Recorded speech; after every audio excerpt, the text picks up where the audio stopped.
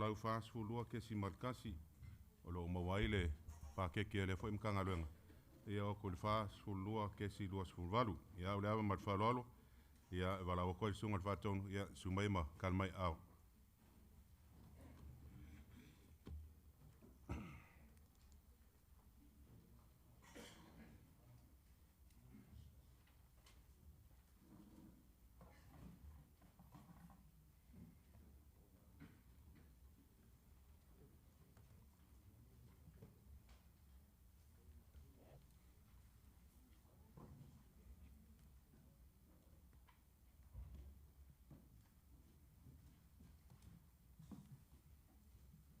se vi fusi singo fos kasi fa mon mole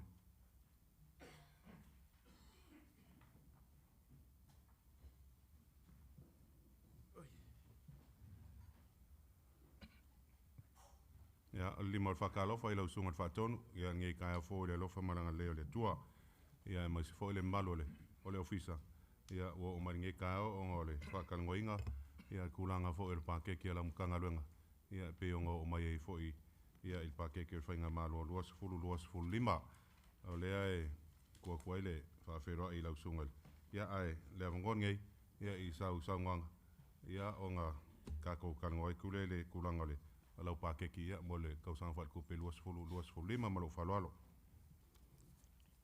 Whaftai tu lawe lau sungal tatai komiti male pa i o le moto leo lo fio maile fionga al plestene fionga i ta mama tinama tuola tunu fionga sentoa talo fat fo i lau sunga le fonga fetalai pa ia maulunga le maota i sui fidi o le tunu ma lor so i fua ma lo ina ma lo le ngā lue ma lo ta wapa o le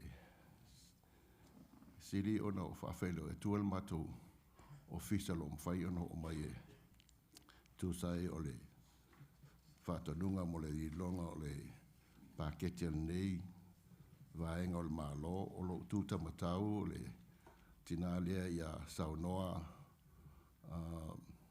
Lam UN poto o ia lea o lo whai ma suita i tai o le matanga luenga o lo utuanga vale ia o le tamaita i a Michelle Foster o ia lea lo whangai ma le proklama fo i lea le ale Marine Patrol le lo whangai ma le awa ia le ngātai whale o tātou motu ia o ti whātalo whātule le pa ia maulunga o le maota le nei tai au tai mo le wanoa alo whātai i le saunga mungin fo i ia lau sunga whātonu ngai kai au ia msaro la ako vangoa ia le malo komiti ia o ia sepsili ia o si mai le ao le whiongai si malu titeri Taila mana ngola o fianga chairman e ia nei tai o fo le fianga pleskenge ma le malu tama o le atunu ai me se le fono ke tlai ma le fono fai tula fono tuna manoa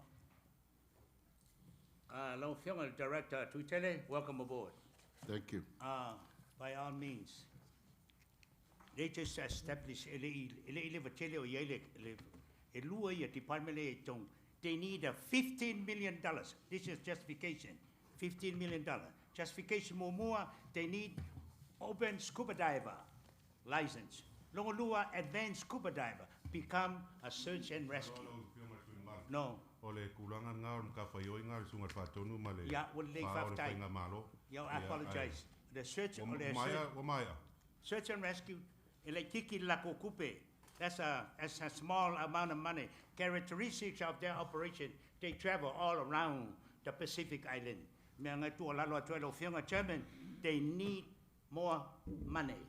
I can say I am the only certified scuba diving instructor in Samoa. That's the reason why they require that. Yeah, Faftai Lava. Faftai Chairman. I rest my case. To Chairman Neta Yao, Faftai Foile. Marul Mote, if you want to send to I am for an if you made phone for Talai, man. Sui and motor sui. But I love it for Elo. Asabim and Marul to officer. Etasiana if CDF Mam Lamai. Or EMS will allow so. o le lava lau fionga le sento Presidente. Uru silsila te committee le.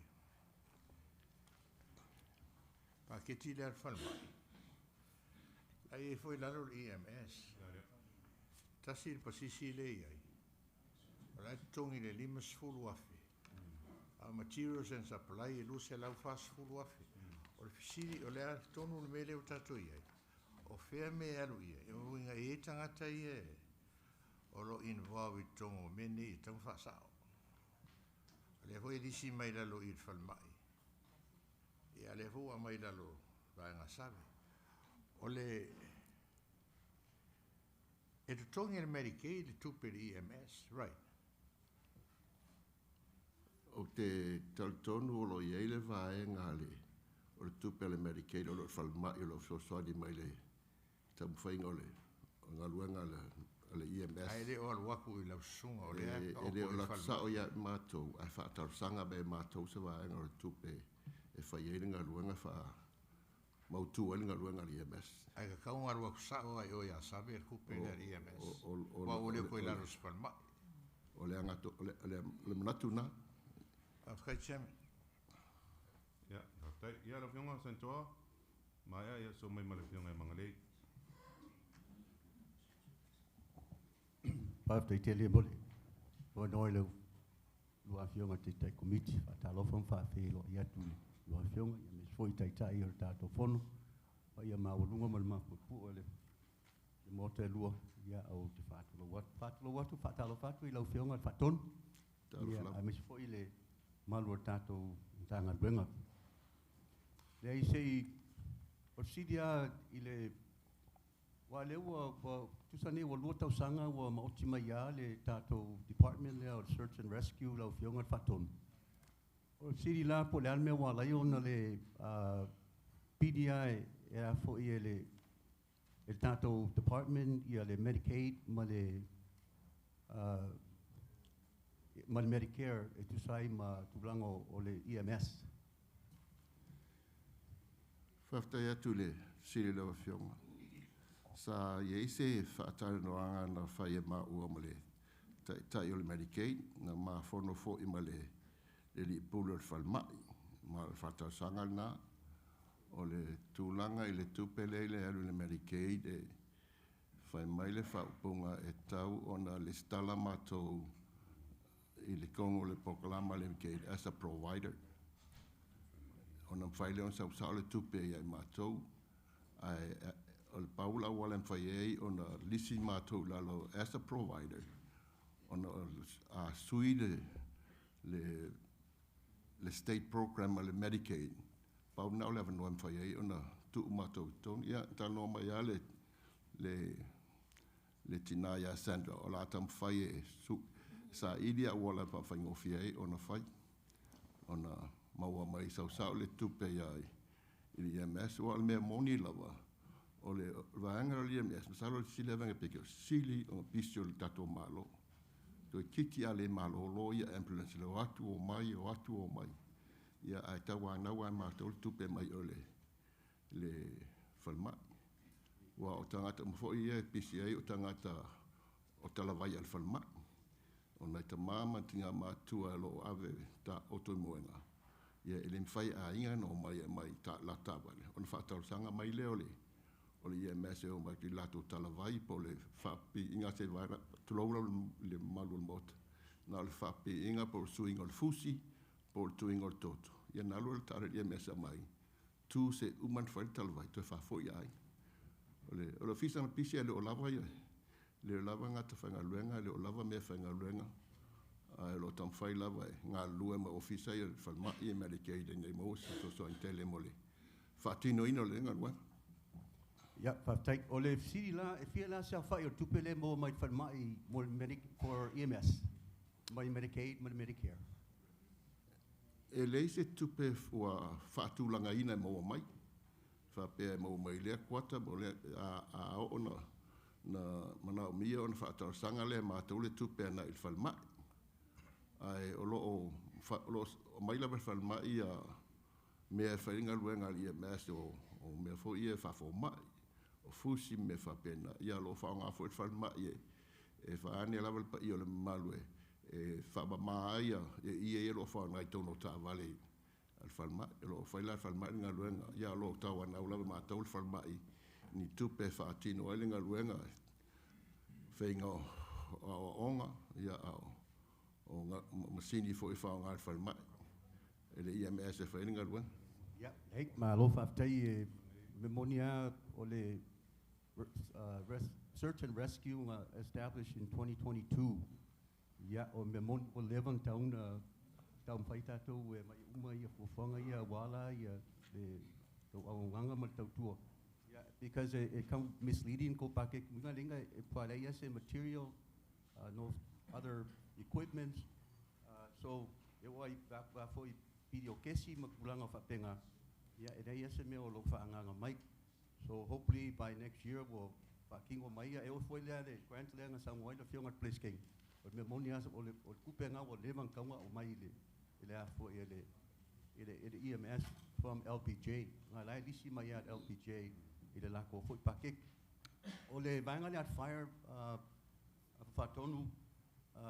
I noticed the okay, I first Kupelo Fanganga my eco materials. Training, maishi for fanga kaunga whaki ngoi ngā ruenga si kako vaenga lea whanga the fire department. Ole, maua mai se grants, ngai grants, it was allow valus furu afe, Malaysi grant mai le DOI, Malaysi grant mai le 100 la le USDA. E sa ole lau whionga whatonu? E moni lewa sa noanga o tua nei e amere lua nei vai a solta nua na maua mai vanga tupe e lua mai le DOI ma le USDA. Okay. O le alat whaanganga o langa yo se lengi me whainga ma train ai i. O le tupe le mai le DOI mai le forestry. O le la tama whai e Whaile Academy. O ova le se fulu mon tupu tausanga talu ona le Ace Academy ale whalitene iafi. O lisi vanga o telo tupe whaonga e tam whai ai i mea whainga ruenga. E ele manatu e te au. E tasi al tawa le te leile i nei whaonga al whalitene iafi. E mai ele vai, the water tank. E awhi tā long e mwhai e tā wale nana mai. E lea e lau nau tai malau wha moe moe. Maua a esa langa tupe na mwha infata mai se si tā wale te le, pero tā wale le lo whaonga nei o le malai wale le. Iona le leila a le leita wale la iti ia lo whaonga alwai tau nei, ona o tato a wala e wā iti wā piapi. Ia ho fo i tua i peo nuu i whangatongo ma a tuu. Ia ma tua fo i mapusanga ma isi nuu e wala iti fo i tua. E le ofi e tā wale tele ia. Ngau tā wale la iti ia lea e whaonga nei. A le tali atu le rsia lau sunga al whai pule. O le le mawhai o na tonge se tāta i tupe ia le grantina. Maina tasi ti ngata mwhaina hai ai le whaia. I le tupe le mai le forestry na le DOI, I'm sorry. Ia o le tau whaapulanga tu le tūlanga whamoe mo le tupe lea. Lei, o alana siliatu o le o iei tono tato package. Ia ai whaamalofa aftai o le mau. O le la awhai ei se Academy o tato Vangalat Fire Department. O le memonia in 2002, that's the last Academy of Fire ele tato Fire Department. From off island, not the instructor, my off island. In 2012 is the last training at the fire department. Salo nai maua lau fionga no te leo le lawsuit or tato malo we had to pay a settlement of 5.7 million in the Laufo fire million to ono le negligent al tato malo. Ya o le polenga foi nai muia tra umat nei. Yeah, and it was to mai on ole lava tato tapping penganga o nai tato fire department. Yeah, manato that's 5.7 million 10 years ago was settled oil case nga le laufo. With a million to white. Yeah, I ma wo ya le la tapping pengas te fa mo mo la training o tato fire department. ia ta pengai ia ni ta tu ngata fai ngā luenga ia malo foi tong sai la fiong fa tai te chairman mo no Fiona sui presidente, ia mangalei, so mai le fiona sentoa ia malai pule. After ya to German, all of us le no songal fatonu. O yeso mafo fau le to te tala substation e whanga i tua, leonge, matafunga. O le fufuanga la o e nei, o fufuanga la tamaile e nei la to e tatala pamke le faletini ia file tafuna. O mafuanga lava o nei mea on le lava o tangata whaingaluenga ma le lava o mea whaingaluenga. O le fufuanga le e le kionga ko wana ma le nei tapulenga. O mana la sa whaafou ia whangaitua, whaafou leoni. Ia, ma whaila le academy wa vai e nisi o le vaenga e whaingaluenga e whangaitua nisi, ia o tāwhuna, ia ma leone nisi. O fufuanga le lau whatatia mai la fionga ko wana long planning. O le al time frame le te tiro e lua felusu lima, lua felusu ongo, o lua felusu wat.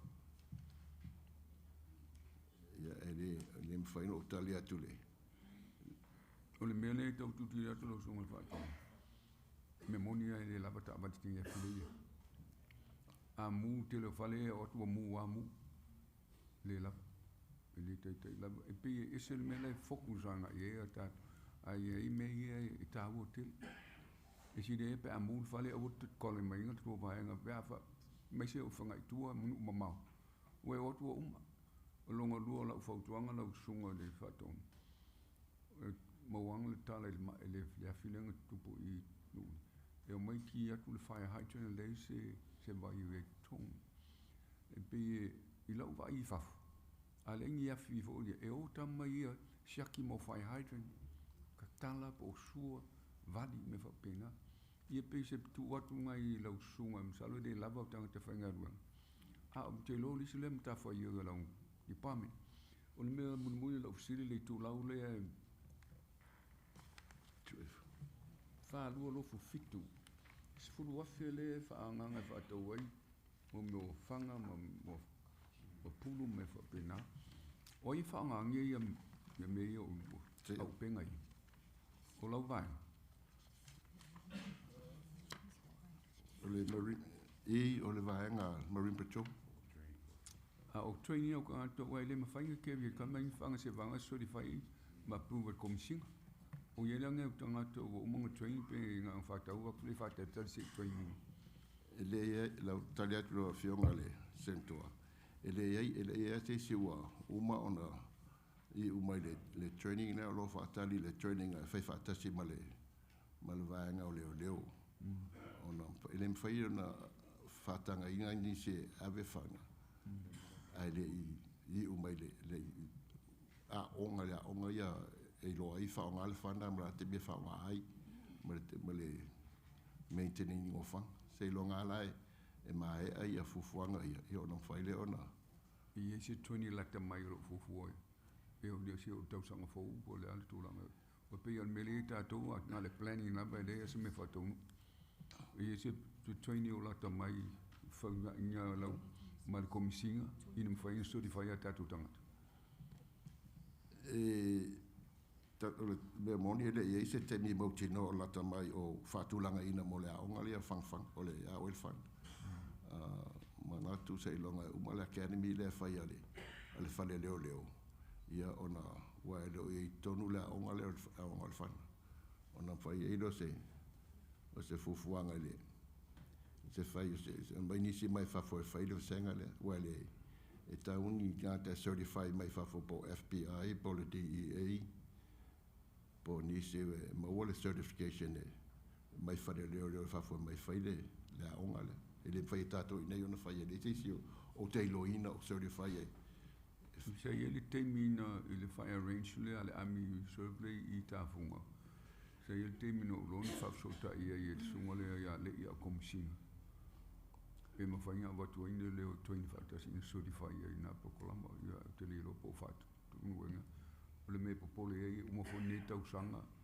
Nang pākeki o mai o tupe mwhai atu aile ia se me o whai ai tuat mai o taftafa taichana. whiwhionga se toi mlai pule a mai ia. Te lau. Mai male, whiwhionga te pule roi taua. A tātou le, no whionga te committee mula no pa yon mo te nei tai au ia nau mai on ta otu. Ole, mo si fia e tātou moto le, ole ki le tūlanga o lewa silingia ia, substation i whangai tua o tā whuna o leoni. E le au mele tupu lewa, wa whetu unga i po ai o la whātingoa wha mua la ea. Wa men sa sawe lam tang, ai le vai vai le fatinga mu fa le leo ma pupui. E kasi an kanga runga sa ye olano public safety. Le la wo ngenga break up the public safety. O le sumuinga responsibility. Ya o te lol menga tawanga pa o le fianga ko wana ma finga malo. O ton blava e mo yo le komsino le leo ma langa mu le search and rescue. Ya al fatinonga mene e tasiara langa tu pesasa we o lano public safety ye le lo wa va nei va engaria ya tarola wa le assumption o le lo poila fatino e le responsibility i fatin muta i fanga tu mal va enga lo ala u fisili lo sunga faton le mat maka ku lo pakeki e o ma lo milion al pakeki local revenue zoom la e awal mele sa lo ya crunching al fast lo tu po ali si dem kanga runga e kele ya ye crunch entitled I am fainga ma playa le kanga runga social rescue la lo patrol ye crunch apply e qualify ya yo to ye fa penga foi de vanga al fire kele yo crunch fire na qualify ya ala le si da to le i social revenue le mai tu pele ala si da ku service ala vaenga lo fiona tu kel e menua wai nga ko kasi ala le ngi mungu i fato ya mal le la fiona komsina la tayof ala mele ka tan mo kwai e motu e sale tu maloma mal melo ia ile pui nga sanga le mulo kele mal vanga social rescue lo vanga I manua a na tupu favla ia le lope fa fenga fa tino ia favla o te mantua sa ile inflele polare al vanga social rescue na manua na foi le lo sa kulangi mole social rescue manua ia mai ne ia ole ko la ia nga tu langa manua o sili dai na fenga fa ton a tupu la favla manua o ie e responding tulanga whaulai whawhosei tupu le tumaro. Lau, ka whianga le sentoa. O lo to tolu ia tangata le Marine Patrol o lo I manua. E whia tai whaluangu? E lua lai yuta. E tolu lai yuta, la reiso I tai. To tolu lai ta u. E o kau umai reisi sia iofu morsang? Ya, famole tele longa tu la sit. La la so no se to. Ole e ke umia wa ta ku ka lo sun faton o le nganga le ton fa yato. Ya a ke me ku voi fa la fosei. Ya e valu ku la e la foi va la lo ngi al mu. Ya al va le ia le pe mo se vale le mu ai i ve kau ale le ngale kau se so ko ia kanga I ko ele I kulanga lom kanga luenga mo no ele fai nga ko ko lung fa kingun nga luenga me mo yan men la ele fai foi fa kingun nga luenga pa le me fa nga luenga me foi lok mak mak ko lo sungal fa ko o kia ole fiku suru pa senge varu suru pa senge lo pa ke o personal cost ai eu me fenga ruenga o equipment me va pena e la ia ma se me o ia la lo equipment o ki pia ko ke lo la pe fa fenga fa kingo mele mo ka ko inga la mu le se me fenga ruenga la ele e fa mo ngel I media ku pu ka ko mu a menga con ave fa mo mo ave fa mo mo me fa kingo inga ruenga ba le se nga ko ke lo fenga ruenga ya ku fa la vele fenga fa kingo nga ruenga pe la me fenga ruenga ia ko la longa lo fong faton o mo ia sili fa ftai ya te lava mole fa tuanga mole o fianga sento o le pe ano fa ia tu ste mo to na o tele me tatu mana o fai fa le tautua mo le tunu ia fa lava o le lava tangata fanga ruenga ia ma le lava le fa so so ana le tupe fanga ruenga tato fanga malo sa ia le nganga mana o ia fa le uma ia me fanga ruenga mo tangata fanga ruenga ia o le mafu ana lava na o le lava le tupe fa so le tato tunu wala i ona le tau nu le fa mo ma me ro tato mana o iai o lo fa mo fo i tupe ia mai fafo tau sa i lava tupe mai fafo fa le le nga luenga ia mal tau tu la tunu o si tau fa la tu le la sunga sento tu sa mai fanonga Dai, ia le fionga lo toa a mai ia so mar fionga sento ia tu yasina. Ja, whaftai mo lewa noa mo whionga tai komiti lua whaase e lua. Whaatu loa tu fwoi le pa i o mauta e lua ni tai au. Ia whaatalo whatu fwoi i le whionga whaatonu. Ia o le fsili e whamon molea. Wa le o le reimbursement lea mai le for the EMS. E sa o e lata i le 2 miliona le reimbursement lea. Pe te sila fiel me lea.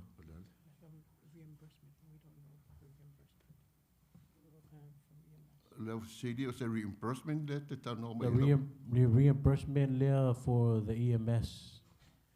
Wa lenga Samoa foi tala isu I foi loilo.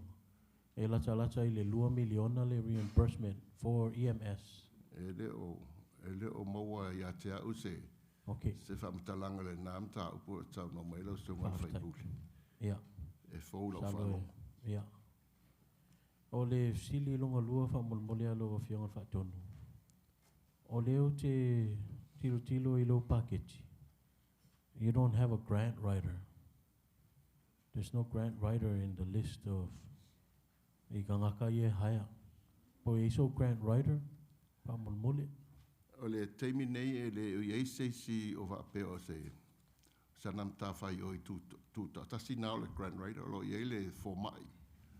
O lo o mātanga lua le mātou ofisa o iei lo o whengai ma le tu singa o le policy. Ia ma wha tontonuinga o training. Ma sila fia e tolu vaenga e se lo tono nei matanga luenga. Yeah, they have their own distinct feel. And I like o lo whaatonu ia me whai training le vaenga me mo mai ia whaia onga ma whai training. O ia whai nalo so soani le tau suenga o Marco Grants. E ngā lua whata seima tamai ta inei en o whatuluma nei. I le tau suenga o tupe mai whafo e so soani le whainga o ngā luenga. Ai lei seisi o wahai ina whapitoa mo le. Mola nanga luenga ngā lo whai ma additional duties a leisi vai. O ia. Me sili la o manino la lai e ia tangata lo whanga yoia le tulanga. Wai e piyama le sili langa le vai atu. Na le fitu se lau a fe le grant le moa. Ia e tal tonu a le nganga e kaunga moa more. You should receive more in grants. I tulanga ia a mesi ale EMS mal fire a mesi foi ale marine patrol. Ia ai after you mo le vanoa lo fianga chairman nita au. Ia Dei. mo what? Ia, fionga ia tu yasina mai ia so mar fionga vai pule ia fiu. Aftai tua fionga te komiti lo avano tai la malu pela fio pauta lua fio president fio fionga fonstalai malu fionga sentoa malu foi sui to fio la tu fa malu vif so fionga faton tu langa le Medicaid fa mole a fai o tal no atu ya Sandra ele auto se Medicaid provider lo no vinga ele paiana va tutupe o Sandra o le tato official Medicaid representative, state Medicaid representative o the federal government. So iala sa way tala sa umatulangan Medicaid. O le Medicaid foi le mo fa mai sa mai la lo le fa tolunga central. Na central na tanga tem fine authorizing le tupe avat. E fa lo lango foi lan tala. I will authorize my oil. I the CMS. Ia ono la winga se longa to tusil tato Medicaid plan. Ia ona insert le ia yo tato search and rescue. Ia ve Medicaid provider. Fa ben me mo wile hope dialysis. Ele fiu ai la to no stupe. It's just ya tala centrali o la to se Medicaid provider. Ia le no se tu langa va pe na ai le la va pe se to tusile tato Medicaid plan. Io na tule to do all hope dialysis male search and rescue tam faile na va to APHS tupe o tupe la o tupe ai na mai no fo le fa mai le fa na vich wal department me fo o tat o me fo fa le se tupe America de va sa ai ale le si me fa vol de la vol pa lua le no vai in ma to do tanga te mali diu il sam ala to fatali the search and rescue o le palangi fo mai o lo na fine ia per tenti ti ma to do o le palangi o fa si level vale o va ai tu lava tanga ta wa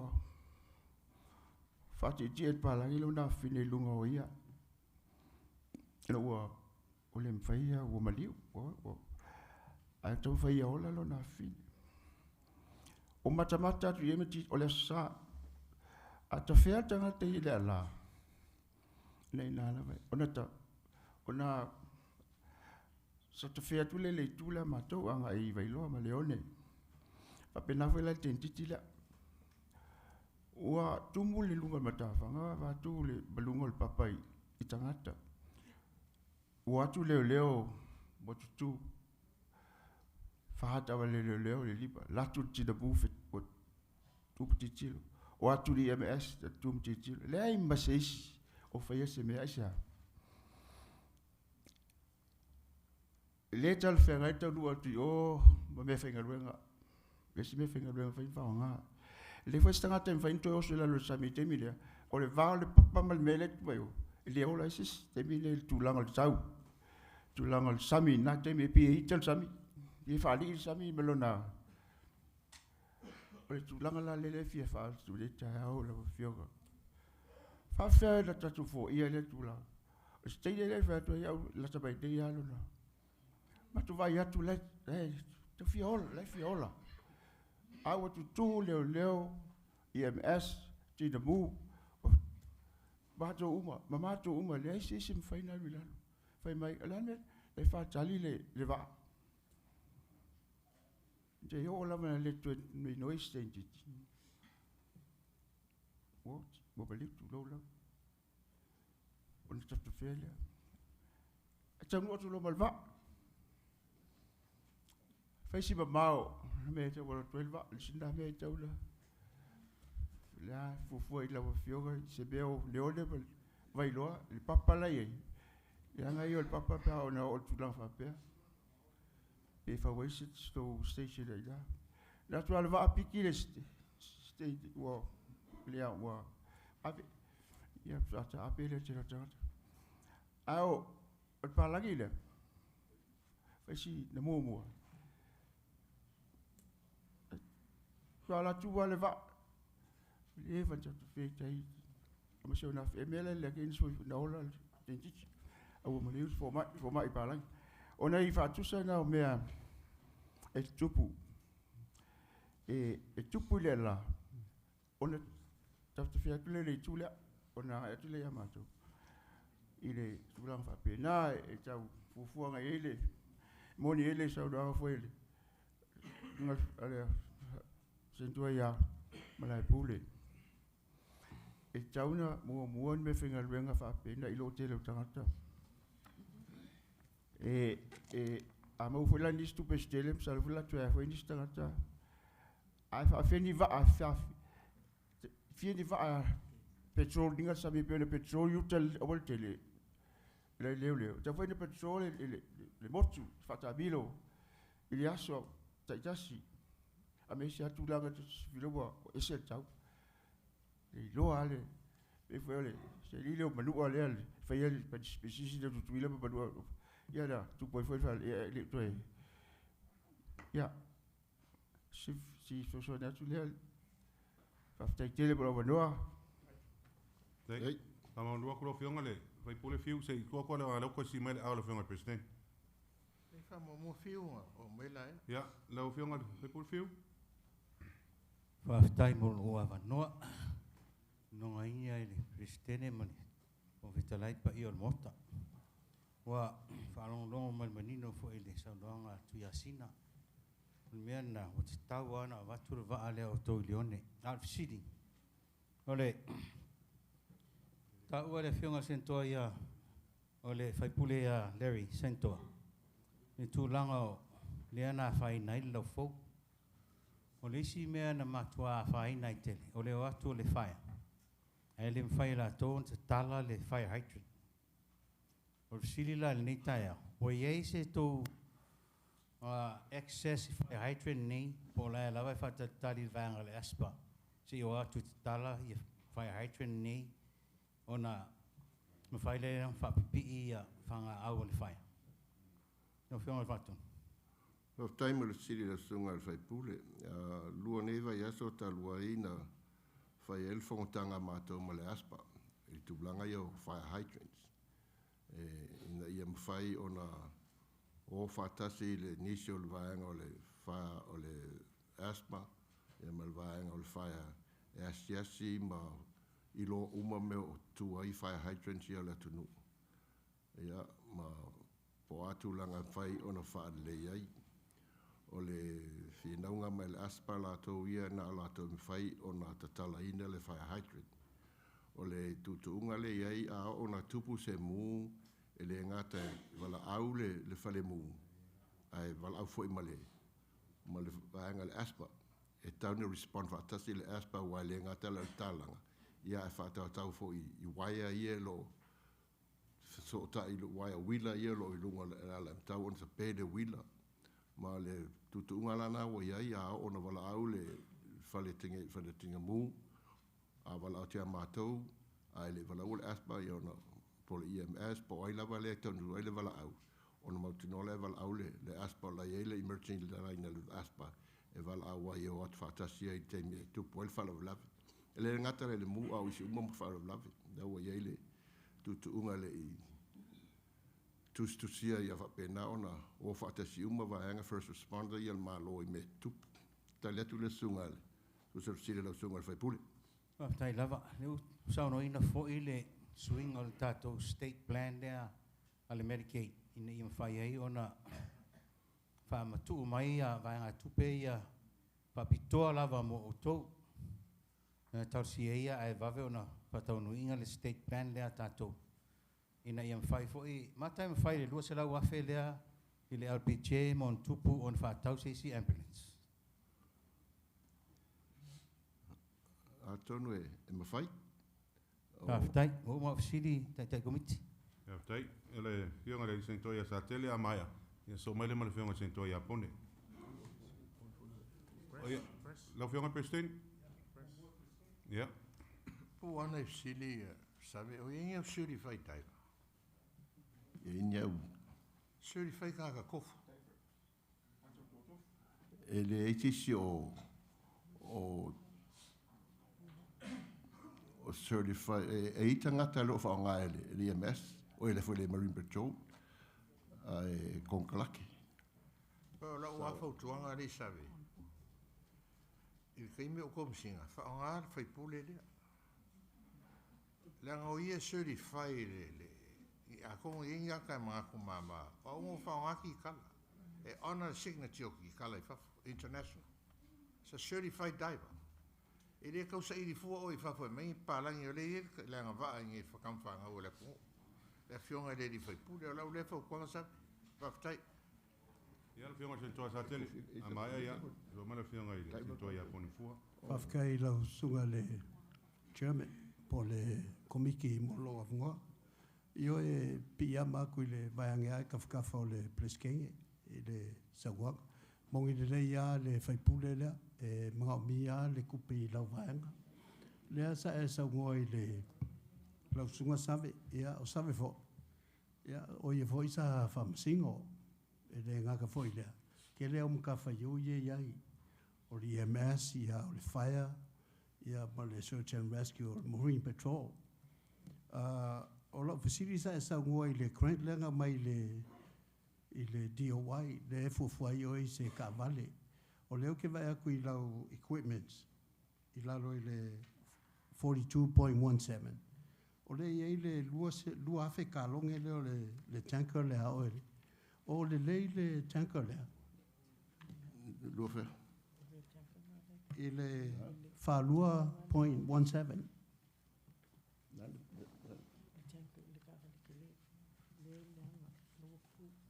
O teimi nei o le tanka ngā loa lewa o na leanga o le tū le whatatali se whai le report of survey le tum whaintua whaunga. Le lua whetalone. Ia, ngā le awhi ka longi la le e lau tanka ngā le awhi ka longi le lo iei nei. Sila fo e kausanga o ka vale ia. O le lua awhi ma le lima le tanka la ia.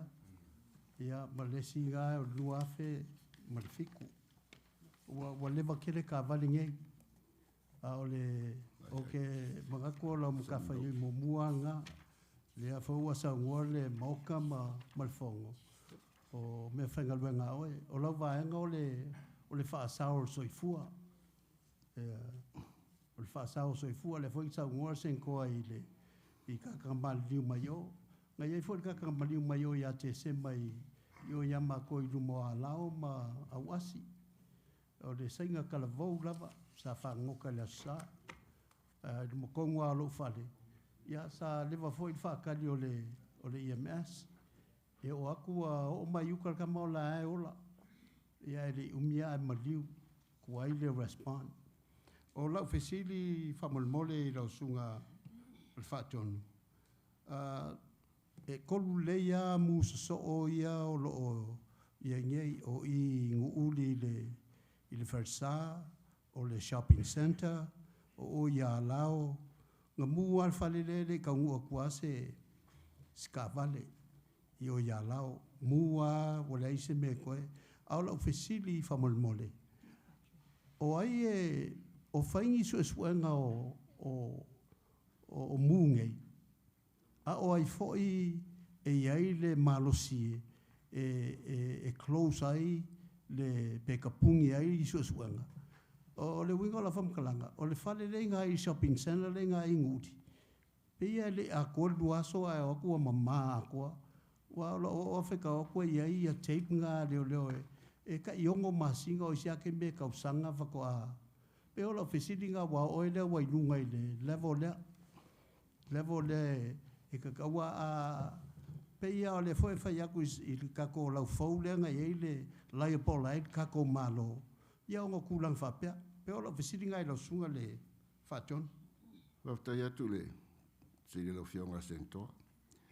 O mea tau su e le whaatapula a le aso e ngata e whai susu e ngai na ia mai o le susu e ngol muu po susu e ngoi wha leo leo e whai lawe ne o mai a le susu e ngoi loa le mafu ana ma le mea tupu i o na whaamuta le ina o susu e nga o le tūlanga le afi le i alao se mata mai pe i alao e val au mai le kaore whaitine i afi pe i ana wha mai le tala le li potia la tu mumol whaitine i afi wha mai le whale leo leo poltenia le anta li telefoni e pe ia e le whaatali se verify pe o ngāl tangata le vane le pa ior na tali mai le telefoni o na val au mai ia onto saungi lor fratine afi ola te atu fratine afi o umal mu o le fale tu fua i tu atu o le ai e le iteisina na no foai e o atu umal na mu umal fale ia ona to mai le fratine afi o le mui I falsa mamona e nu e tai fa penga foile aia o lewa ona mule fale sa ia a le lisi o ripoti no ai no saule call mai I tua oi e ta o mai le mu na na o tu fitani a fita pe le mu awa wa mu a tole fale o I inu udi moni lava na mu fale o tu fatini ia fi wa sa o yai no we for tau nui fua au to titi tale ono ale nga mata le mu to titi tale lima le famtalanga le tangata e mu no tau nu atu ia tanu ol fatini yafi tau nu malfiong al kovana ia on tom faile so soani le tinga ino le mu tau nu folva enga faftai le sunga ya pali imalang au fanga luenga o mai o el latonga luenga ia va tu le mu tu lato truck ia atu so soani I lau tinga mu le toso inga o fanga au le tinga mu o le aso lea o le malosi o saviti na lai o na vave o na so solo le mu isi tu o le fale ma fa umati ai le shopping center ato ina wa umale le mu o atu lau tianu o fa atu lau susue ia vave na fai susuenga e le tau ona tu umile me ia le tu langoro iai langa o lo mumu pe lava I le mea o le isi tu o le pamkesi o le isi tu atu o business o le tu mai sasae o le fale o isi ainga business o tu a foi o fale o ainga no manatu lea e le tau mantu uminga me le tau ona vave susuenga ia tapena esele le wa matanga atu sa vidin fe lei apa le mfai na fata tia fa pena o mafu anga na lai no fatu petope le fainga ngaluenga e ma fa ma mal tu langa le la matia iso I fu tanga te ia me se la tal vo fe wa ia tu fe mai o le talia tu le si le sunga sentoa o te tonu lava wa tele tanga te fsinia po la no va vai al mafu anga tonu na Afka ia kwa la sawa o lo winga la wa close investigation ia wa so se mu lava e file investigation e saula o mal investigation lo fatali li poti la su te o tu la kesi ia no faita wala ema fa maunia ia afka le fo o ke vai kui e le seri poki o va pe yo menga o le ngo va ia wa o ke roi e au va ia nga kai fale va faola e lua va lo ia nei lo fai nei no fe wa fa nga le marine patrol e tasi si va wa tele tau sanga o tatia ona le mau o me fai e fale le ilva e ka kaunga mai va nga I kongo lau li poki le ama wa e justify ia I lau pache le kam fai e kua il fono tanga ia e le tu la fa lua valu na lo olisia tua ia me fa na lenga al marine patrol ma fa mole la fio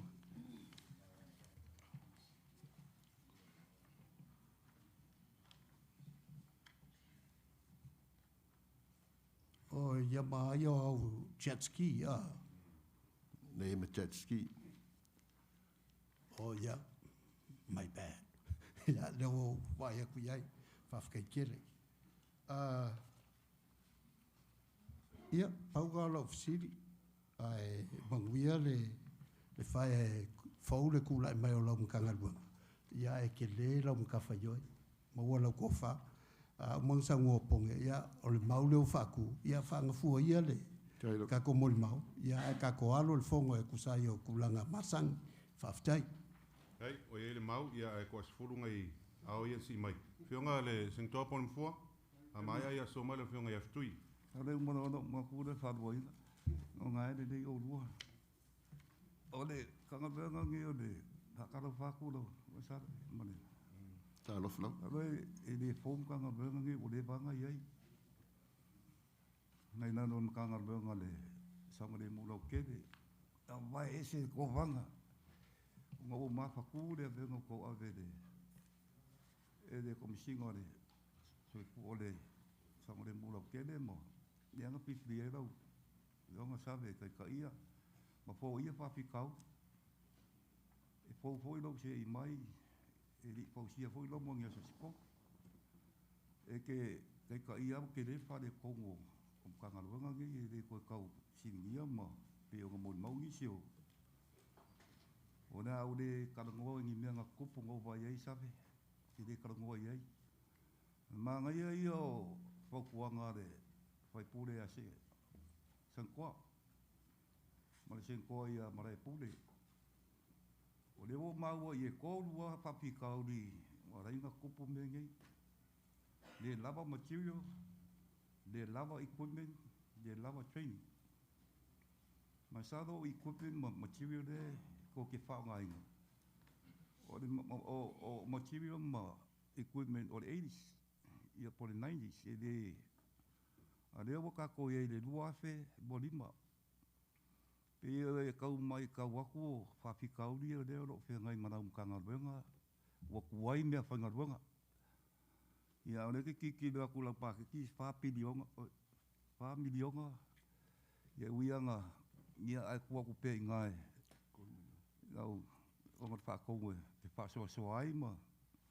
Leo waua kausanga aku la whiunga peskenge i le sunga whaipule lava langa ko maima.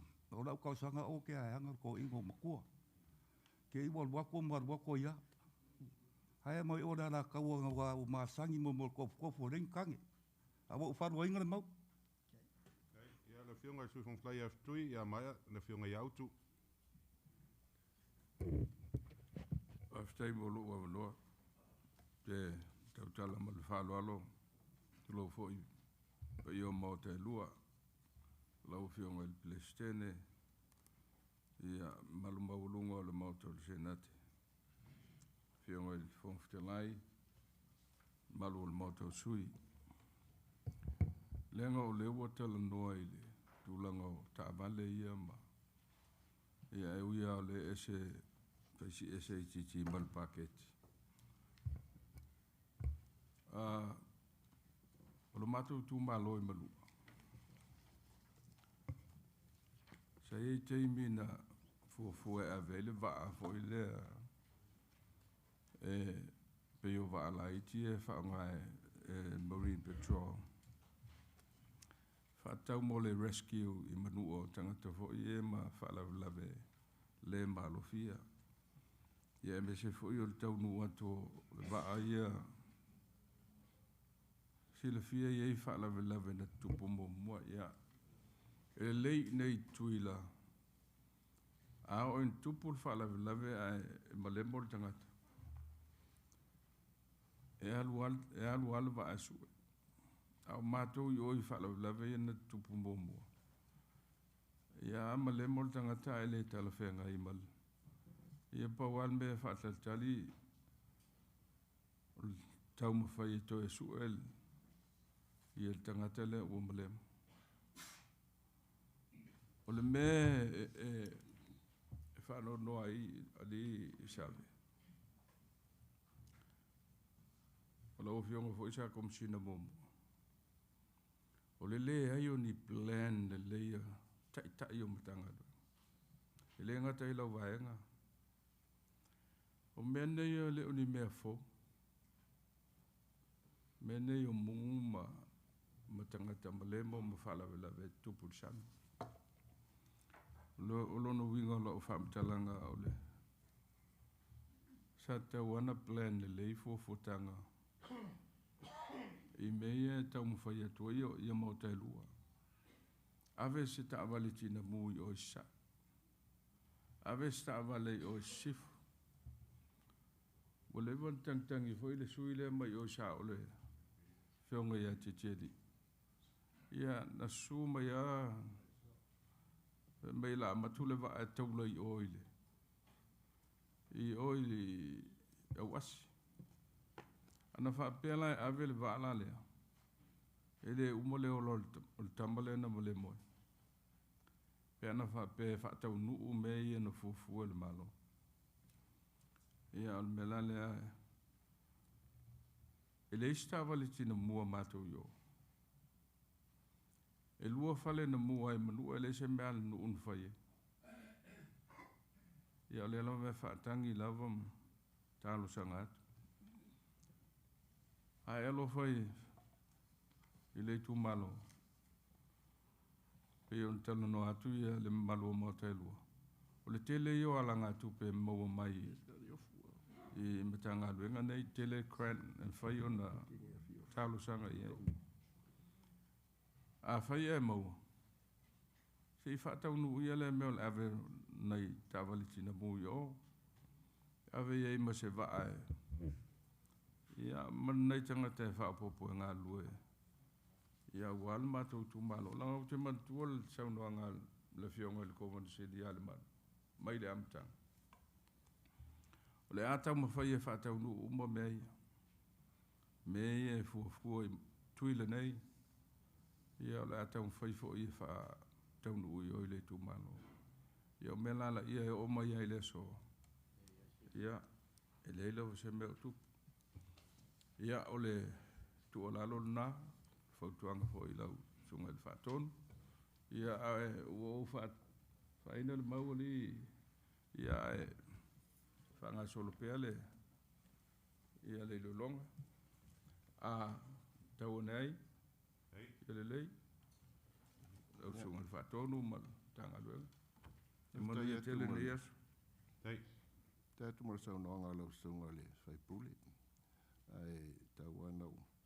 O loo iai le ta vale tine iafi o lo i ta u. O lo iai foli ta vale tine iafi i ofu. A le teimil nei, o le tamana i ofu o lo livi. Ia le avano le leinana a mai el ta vale sei faa. Sei service. Ia ma faa lei me o leanga. O ma foila. Ia na toi faa foila le ta vale i ofu. Alo iai ta le i ta u. Fufuanga le tu sae ma le tu sifo i penga o tala no atu. O lo iai le fufuanga tovana ma le nei au whainga ruenga. Ia sei whatu no ia stemi o luma pe a maua maini. Ta wale fau ia ma maini haia maini si au whainga ruenga o whatine iafi.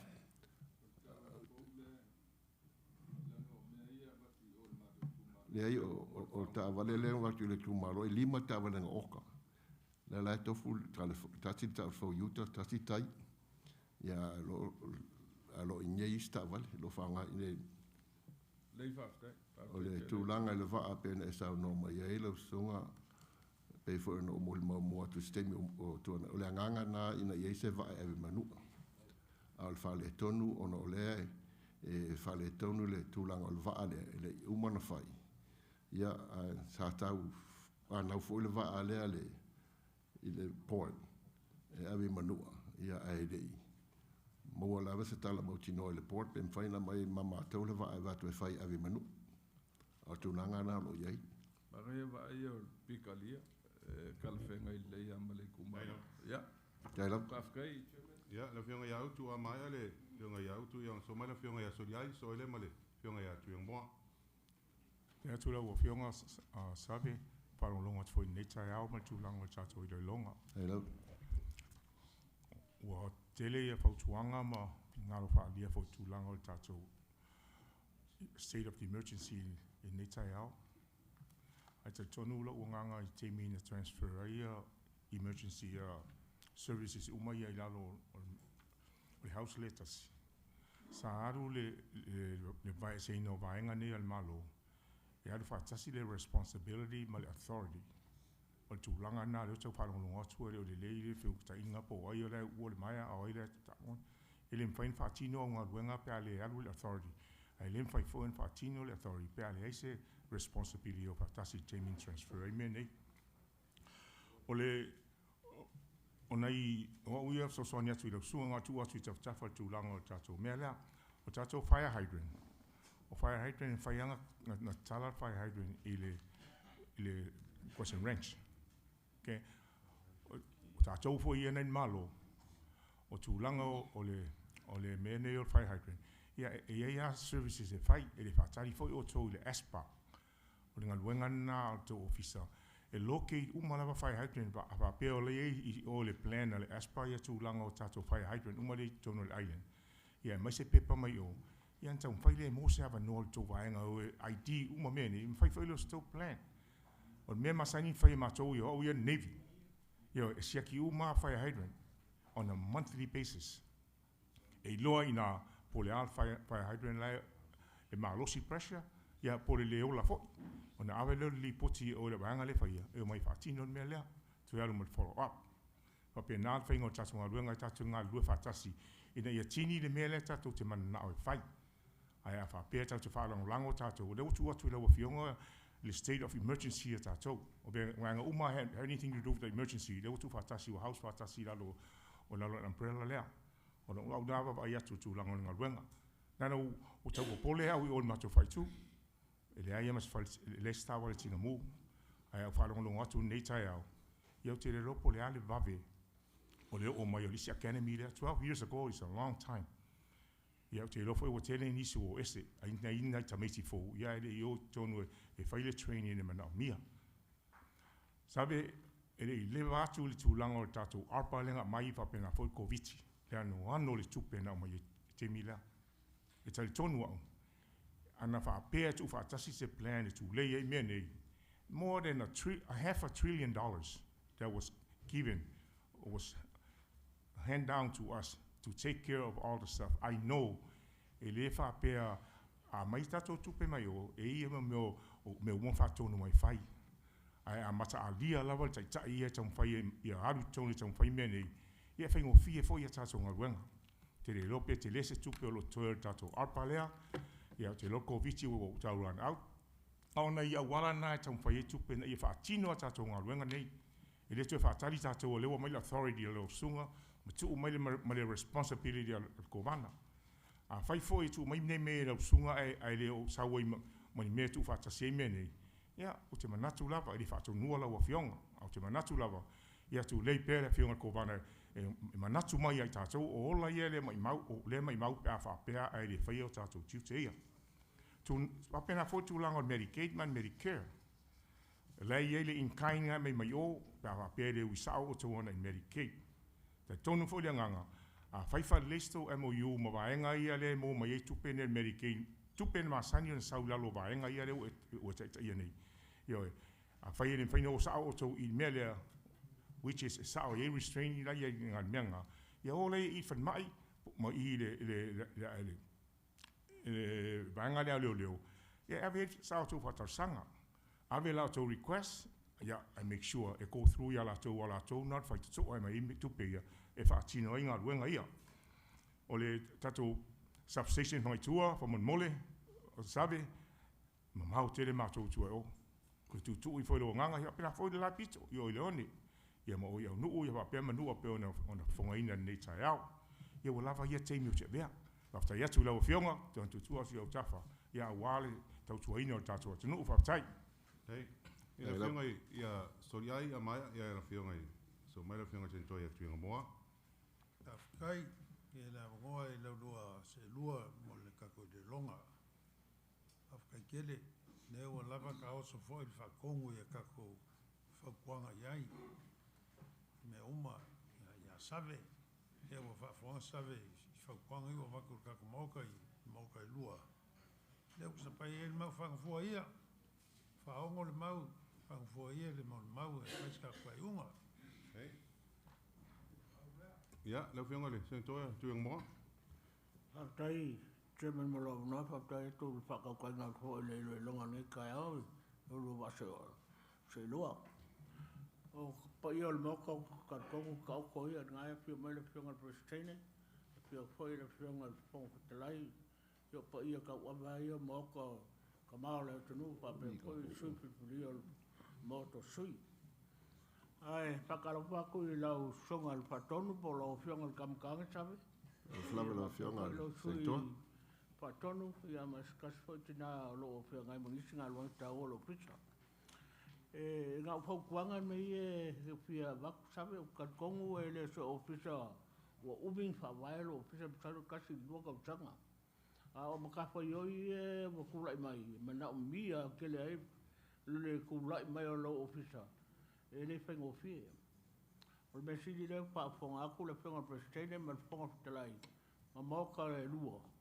E le kai a langa lau pa keki e whakingo e me ia o equipment ma me o mga e require le official. Ai, Paul Belenga o whalonga koe lau saunga. E le lava ngā whenga luenga. O le makawha ioenga, o le kele ka kawhia whenga luenga, pa walme o le haia. Ka uko wanga me le la whai protong yak. Inga ia whapenga, kulai me mo o kele ka le whakankari ya ua whenga luenga ai. A le wako e le se poko basang train, kulai me whenga luenga le lei. Nga e kala waulo langa kau makarkara lo mafo fau I me whai molo ofisa. O me iwa kula I me ngai kalwa ngai. Ia makamuri e whalongo fo I kulanga wa eila tunu. O eila keimi e le koe wala au ia ma eila ofisa la nga oe lau me whafu e mula lau me whafu e oe wala ua wala kinga e mu. Wa mautingo e le se whausangi e mau ai. Whamu e moe pe le tua savet. Mama ni sosangi kaunga lewa mo foi va akwe le so grand right sosangi mai singa kupe mo mai grand sosangi kupe al malo va ku pa kingo I me uma wa kaunga ku la mai lo office skulanga lei e kua ku emfa mo boya ku ela tu ia ka ku nga ma o sa le lo office awa ke fa vai fa ngo pe ko vanga I me mga mie pa kingo emfa le lo office ia me siri leo pa fonga mo ele kai ala lo a ko la ese lo fanga mo pa popo lo paket ia o fa inga foi fa di mal le mau hey ia o ye fa di mai ngal mau o lo si mai aole pe ngal ni fai pule ia va ia mai I ole vai fonga ia o ngale sa ko ia o ngat nga ka ngi poki mai mu va Kai lava chairman maro bango ya o pa ia ian mau kai maulunga mal mapu la le ko yo o yaswam kala nga le o mong sango ai sungo le kai komiki ya ka ngo fa ku lo pa ia mau kai lua pa ka lo fa ku foi lo sungo fa tonu amal mole lava lo sungo fa tonu o ye se so ka inga o ko male vanga le fa le Wa le wa ma wa ko sango pe o ngala nga bala wa ai mo silfia lo wa fiona le ngofo le fo ngi sui nga pe wa nga bala wa ku I le kem yo fa bela o ko ngwa le nga bala wa ku le I ku la ngo le fa bela le le wa sango ku fo ile fiona sen ko ya sa ke e pe se I o ma ko I ku le nga ku po fa bela ve o le sfuru lo sfuru nga ku po le mu o wa ku bala ko ngu e o ma lo sfuru bala Kali market fongi le kasi farima. Ai ka ngu ko chak la afar ko. O nga kemi a ko ale nga o yai o le in mo ka si ai nga le nga mu. Ya o sidi la fa mole la wa fionga fa chon. Nga bala au ko ko dispatch. Ai le kali masalo le yai li siki ko ngu lo kid fongs. E fa mau yai kula nga fo yo fa mau ngo o le bala au O le mea siring whango ngoai, o ngai sau le kali. E wala au le wanga le whaia. O le kali la dispatchanga o mai I ngesui. E wala au le whaia. E kua kali market fongi le kasi di malua. Kali market fongi ke minganga. Angol mole lau sunga whato. O le kasi wha lima. O le mea la le kau so kuai. Whamol mole. O ai sa o ai pa u ai whawhika uringe o le iwa kasi. Wai avala au aku kelo o kangaka. O mea rewa o ingai kelo sui, le ngaka o kamikia onga, o alawa whaavlawe ku whafosei, wala au rewa kaskasi. Au o kele nga maa ua, mea rewa iai, a wala au aku whamaya, wala au sa o a o le EMS, wala au sa o a o I le venga whaia. O mea renga kau bako se fisiri whamol mole lau sunga whachon.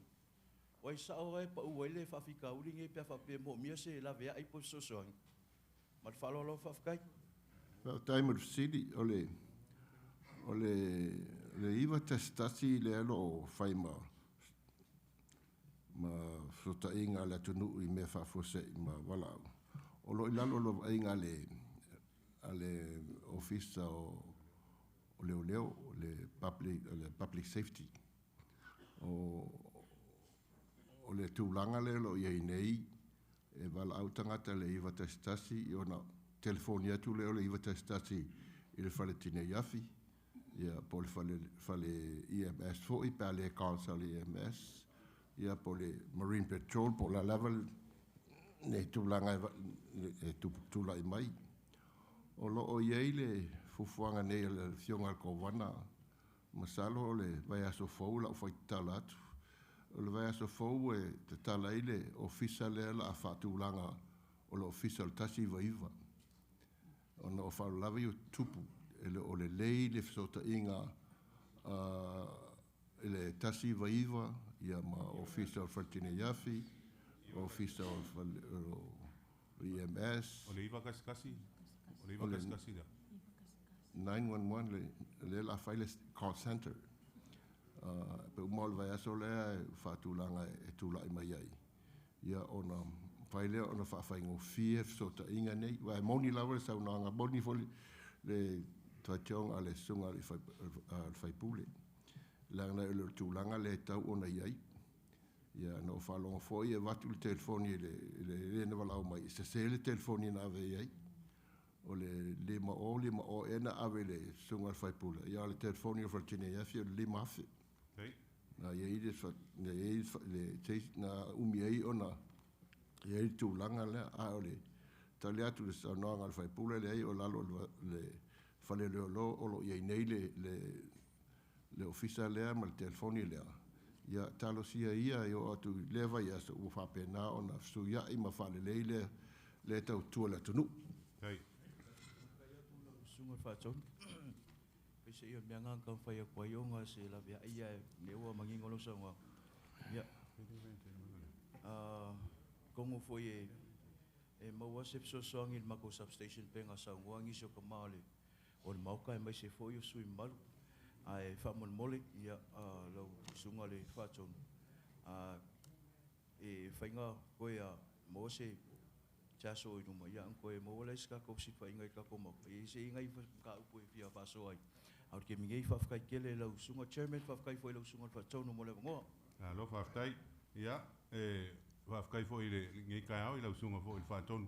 Ia, mon kalinga foi ofisiri peonga foi le malo komiki. Ia, o mon maupea, ia, oe saungoa pea o ngā le lawa kak whainga luanga. Ia, si nange le kulanga pakeki. Ia, lo whapakeki mai e, kolus furongo ia, whare kinga iafi.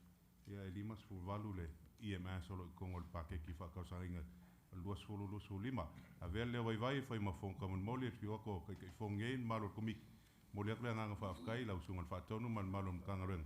Ia wa fo leo mai. Ia kako ke whaasoa nge kai au. Ia kulanga lo pakeki a ia kariangi. Ia o fong whaukwanga mkarsanga kua kor komik. Ia awale le anga inga iruma. Ia o le mkangarenga. Ia manguia lava koe ngarngeas whaaftai. Whaaftai lau moli atu le nganga whaaftai ile maota. Na lewa noa tu ina mai fo ia o mai ai e tali atu ni siria to a fionga ia o wale tau tu al neme tanga luenga. Masaro ave iel nei ava noa e batu ai se whala lalo le lo whafonga mai le tunu o to a fionga ia male tatou whainga malo i le tautua le neimtanga luenga, ta tonu lava lo tele ia nisi o le o whapena o na whesiningia le tautua le mtanga luenga i tūlanga e tauna iai. Ia e moni ale upu e sa o lava ai e ia le teimi e sasi el tangata. Ua o tātou o tangata whai e le tua e le ato o toa. A o le anganga le tam whai lawa e whatau nuu i tiute mga luenga. Ia ro va pena ona tau fiai e fia lava le nganga e o mai i pa fai e ini i fa fita uli ia poni sili fo ia to fionga e tam fai e taliatu ma fa malamatu le mole tuaile tu lalo i le to fionga ia me se fa fo anga la tunu le se tau tu al nem tanga luanga o pena ona le tau la i le silfanga la tunu ia ona le vai ngala wa tangat lawa fionga al prestene ana al fautuanga ile vaenga le autoftof sa umnatu lava ia e fa ngal stunga al faipule Ia o vai o le ato tole malo se le fai pula le walu toto. Ia pio ngana tau suielo ma fau sei toi tanga i sei tilo le iai ma talia fautuanga faftai tele fautuanga o tau tama tina le tunu la tilo iai ma tanga i to iai. Ia au wale fa la leo le ngaluenga pe on to fia neva i tai manuel ne yaso ia to fionga. Ia mo pele ola mal malosi so fua mai le tua ma o to fionga to fa mau to fa le tua. Ia wato finga ma tau to ino tau to nu. Ia so no falo lava i so fua mai manuia. Hey, dai lava i lau sunga paton, manguia lava ia. Koe ngon ngias. Ko whakarofa.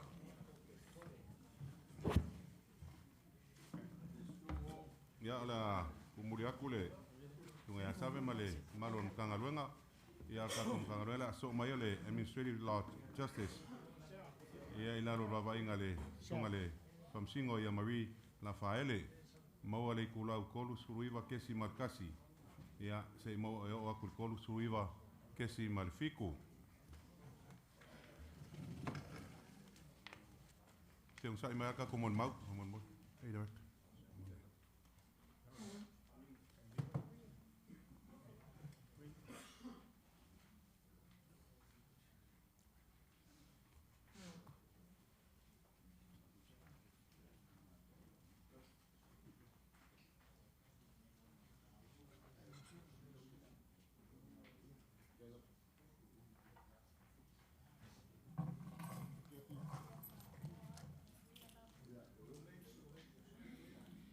Ia e valawa ko mal falo alo le fionga famsino. Ia e su mai loa le turanga o mau.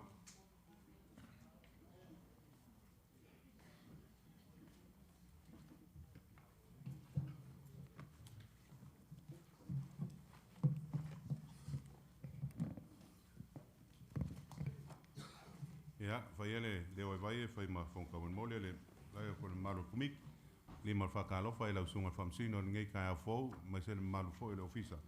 Ia ua o mai fo e kulanga mon mau, ia o le pakeke o lau ofisa, ia luas fulu lima. Ia peonga sisi le i fo ia ia, ko fiongai le malo o komiti. Ia o le pakeke le alo maua le e kulau kolu suruiva kesi kasi, ia e o aku kolu suruiva kesi malfiku.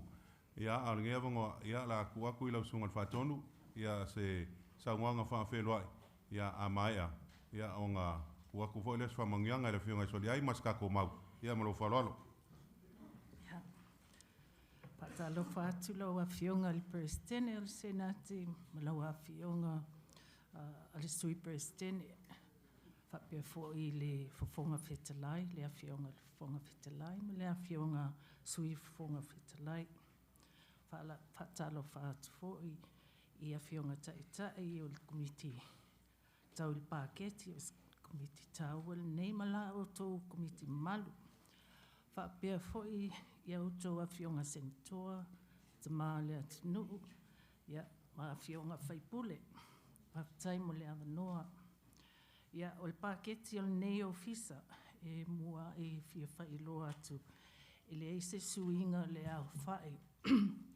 O le matou paketi ma le tausanga ua mawai e lua sifuru ma le wha ma le lua sifuru lima. A iei suinga i vaenga taitasi po individual categories. Ia mawhai e ana whaalawa ai ia le increments o le matou staff. Ia tanga i toa fionga le i tu lau tolu sulu iwa tesi tasi. O le personnel services sa tolu se lau ma le wha fe i le tausanga lua fe lua wha. Yeah, 364,000.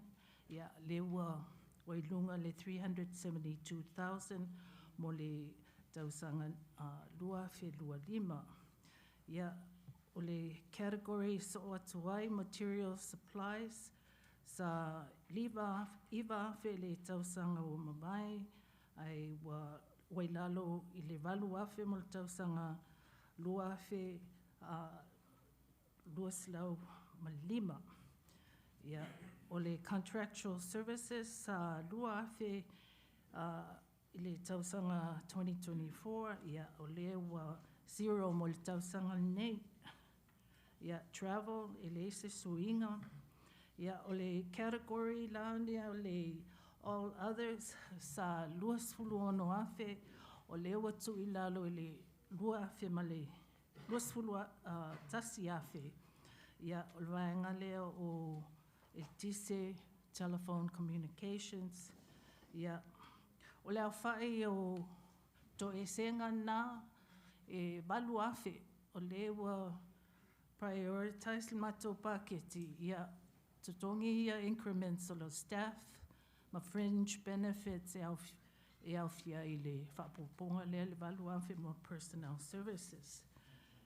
O le nganga lama le o le tamawhai o na keep the costs down and use our budget as efficiently as possible. Ia, whaftai, e toi tu atu le ava noi to a fionga pe inifisili. Whaftai ma le ava tele lama. Whaftai le sangwa mungingo lau sunga whatonu, ia le whapula inga fo kulanga al pakeki pe sangwa le fionga whatonu. Ia le ia swing al pakeki o lea foi a ofisa o lo kumau pe ia lo fionga soli ai. Whakaikele le ngoa ko inga mai e la lua se lua ko i kai al fonga le pleskengi ma le fonga kalai. Lau whiunga al whamsingo fumongo o swafa leo le kako o le lau whiunga al whamsingo whakaikele kai mon ngā ruenga maea e saunga fwoi kusa le ku whaso soa le isi swinga ke le o iai kusa le a whai le whasu li mafe kau sanga mwai ia whape fwoi kau sanga o lumunga ngei whase lau man lima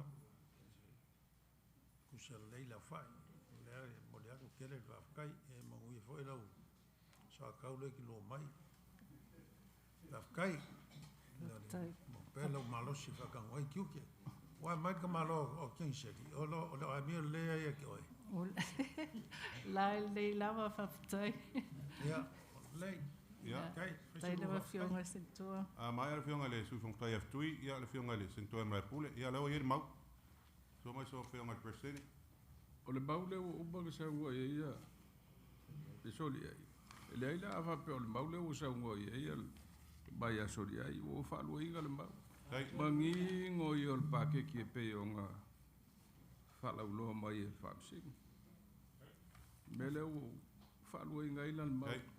Whaangafua le o mai o le whaatonu. Ia ma sui ia e whanga solo tātou ngā luenga ma le whaaloa le tele. Ia, lau fionga sentua mla pule mai ia, si mai au la fionga prestene o ika ko mau. Nei o le, e whakoringa mau lu fionga te komiti. Au le fsili le kau kua kua au o le.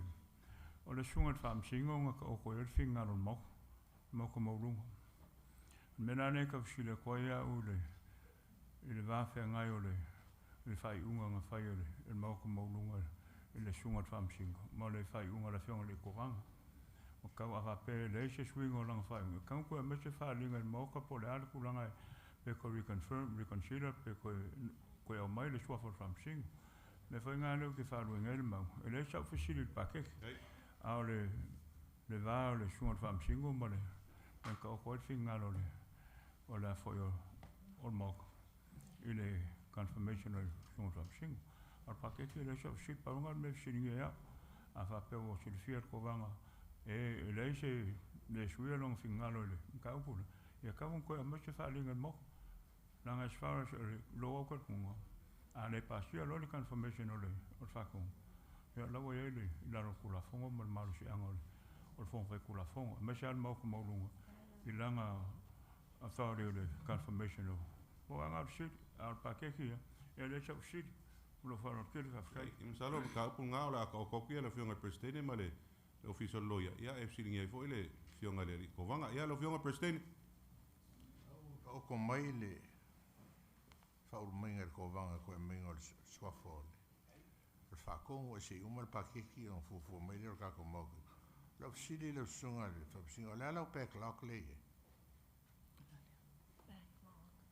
Oi, ia, whawhtai mo le sili. I le backlog le wa iai e fast fuluman tupu ia cases le backlog. Ai o le backlog e depend lama langa o lo ia le na o le whamasino o whaiatu langa o le continue o cases. E fua i le schedule o lo ia mai sa le lo ia le malo wai tau le eni lato lo ia.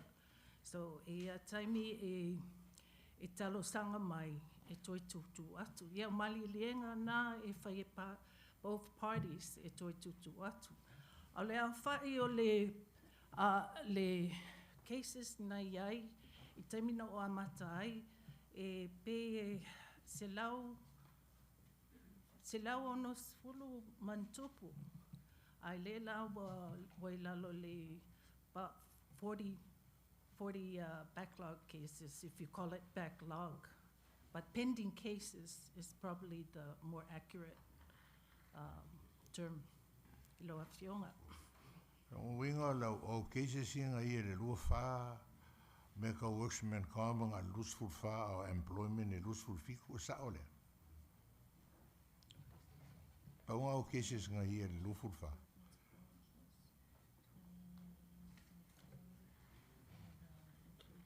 Page 39.2. 39.2. Yes, what's that there? Your output measures. Yes, is, yeah. O lea lama lau fionga sintua le prestene. Aronga winga la ko sfulu walu cases ia le I saroringa le. Le ufa o ma le lua lima e lusful kasi le employment. Yes, that's accurate about the amount of the workers' compensation. Il kausanga ako a. Yeah, that are pending at this time. Ko kasi ar city chairman. Dal me wo irrigation lau fo o mini Talofa Pass. The cloud. Okay. Ilo o le case na sa whaile lei unga e what was that? Yeah. It was a recommending decision to the governor. Procurement. Yeah, what was our decision? That it was to be remanded to procurement. Okay. That was Yeah. recommended. O case na o procurement, o tula fone e whaia le administrative law judge a recommended decision na umana whaile tiute lo o ofisa e recommend e toi remand le case i le procurement office. Yeah, o le recommendation na ave le kovana. O le kovana, o le mele wa ia le tula fono nei, o le kovanga e whaia le unga mudmudi. This is one of the unusual agencies e le whaia le ALJ, le whai unga, the final decision. And it's still under old law that the governor makes the final decision. Ka chairman wo whangaka mai ia of city. Paisikere o, paisifisiri fia bako. Haftai, ia vele vai whai ma whonho e le maro komiti, mo le atunga ngang whaafkai, ia e lau tungat whamsino nge kaya man maro mkangaruanga, ia o le aka oko mai fo ingisi fo whaukwanga mkarsana, aia manguia lawan nge yaso, haftai. Haftai tele ia whionga taitai o le komiti, la o tō komiti malu, a pia fo i le malu o tō a whionga sintoa te maa le atinu, a whionga whaipule mo nea wanoa Italia tō sili, ia whamanuia lava le atua ia o tō uma ma tō tiute tā ua o loo whaia mo le tatou atinu, ai mai sea mo le soifua le lei o le tatou atinu. Ia whai o papa stala pe sala se ngana whamaluru atu, ia ai ia manuia lava tiute ma whaiva le aso whaftai. Hei. Malora msa ine malor kako kumik. Ia kumuri ako le kako man mau. Ia, o le so o mai le tākou ofisa o le Territory Audit. Ia laro rawa inga sunga ia Michael Edmonds. Le kulau sfukolu kesi markasi. Se o ako le sfukolu kesi se fulu le kulau ia o mawaile pakeki o le mkangaruenga lea. Ia mlo falolo ku wala aku le sunga mon mau. Mr. Michael Edmonds.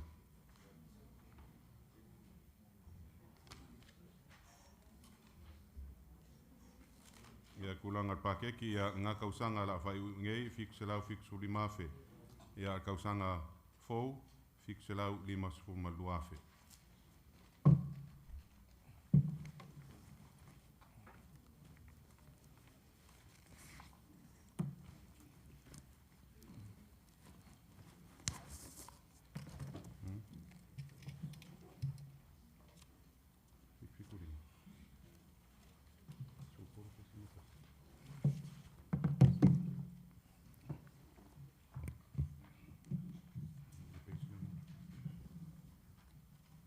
behalf of the committee, I welcome Mr. Edmonds to our hearing this morning to testify on the for your budget for 2025. Welcome back on island. As we see that you're requesting a total of 752,000.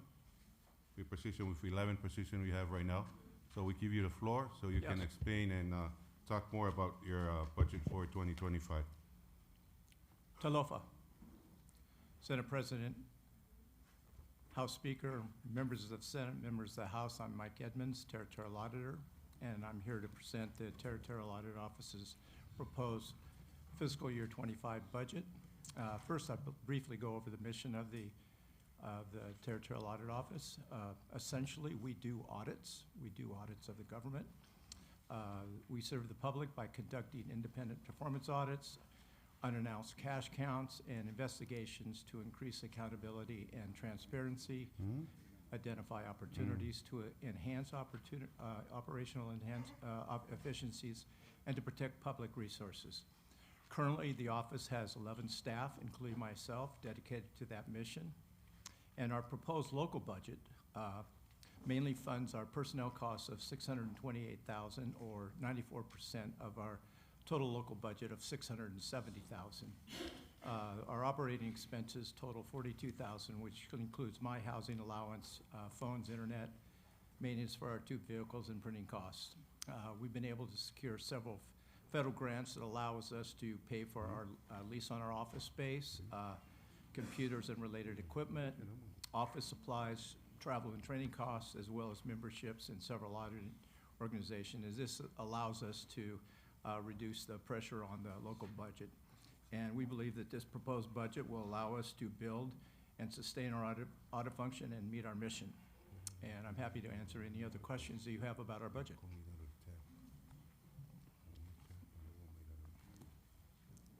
Yeah, thank you for Mr. Edmond for explanation for your budget.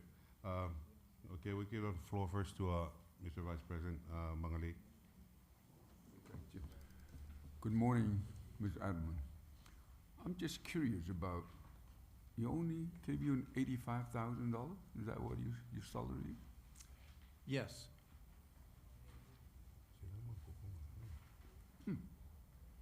Okay. It does seem low, doesn't it?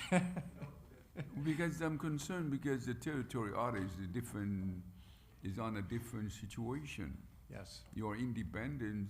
You cannot be fired but unless the government submitted to the phone by 2/3 majority, you can be fired by then.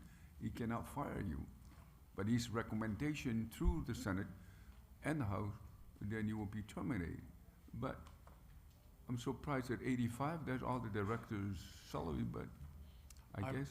I'm happy to entertain any thoughts to increase it. Okay, and further question, thank you. Yeah, la fiona manmoa, ma ya la fiona sento.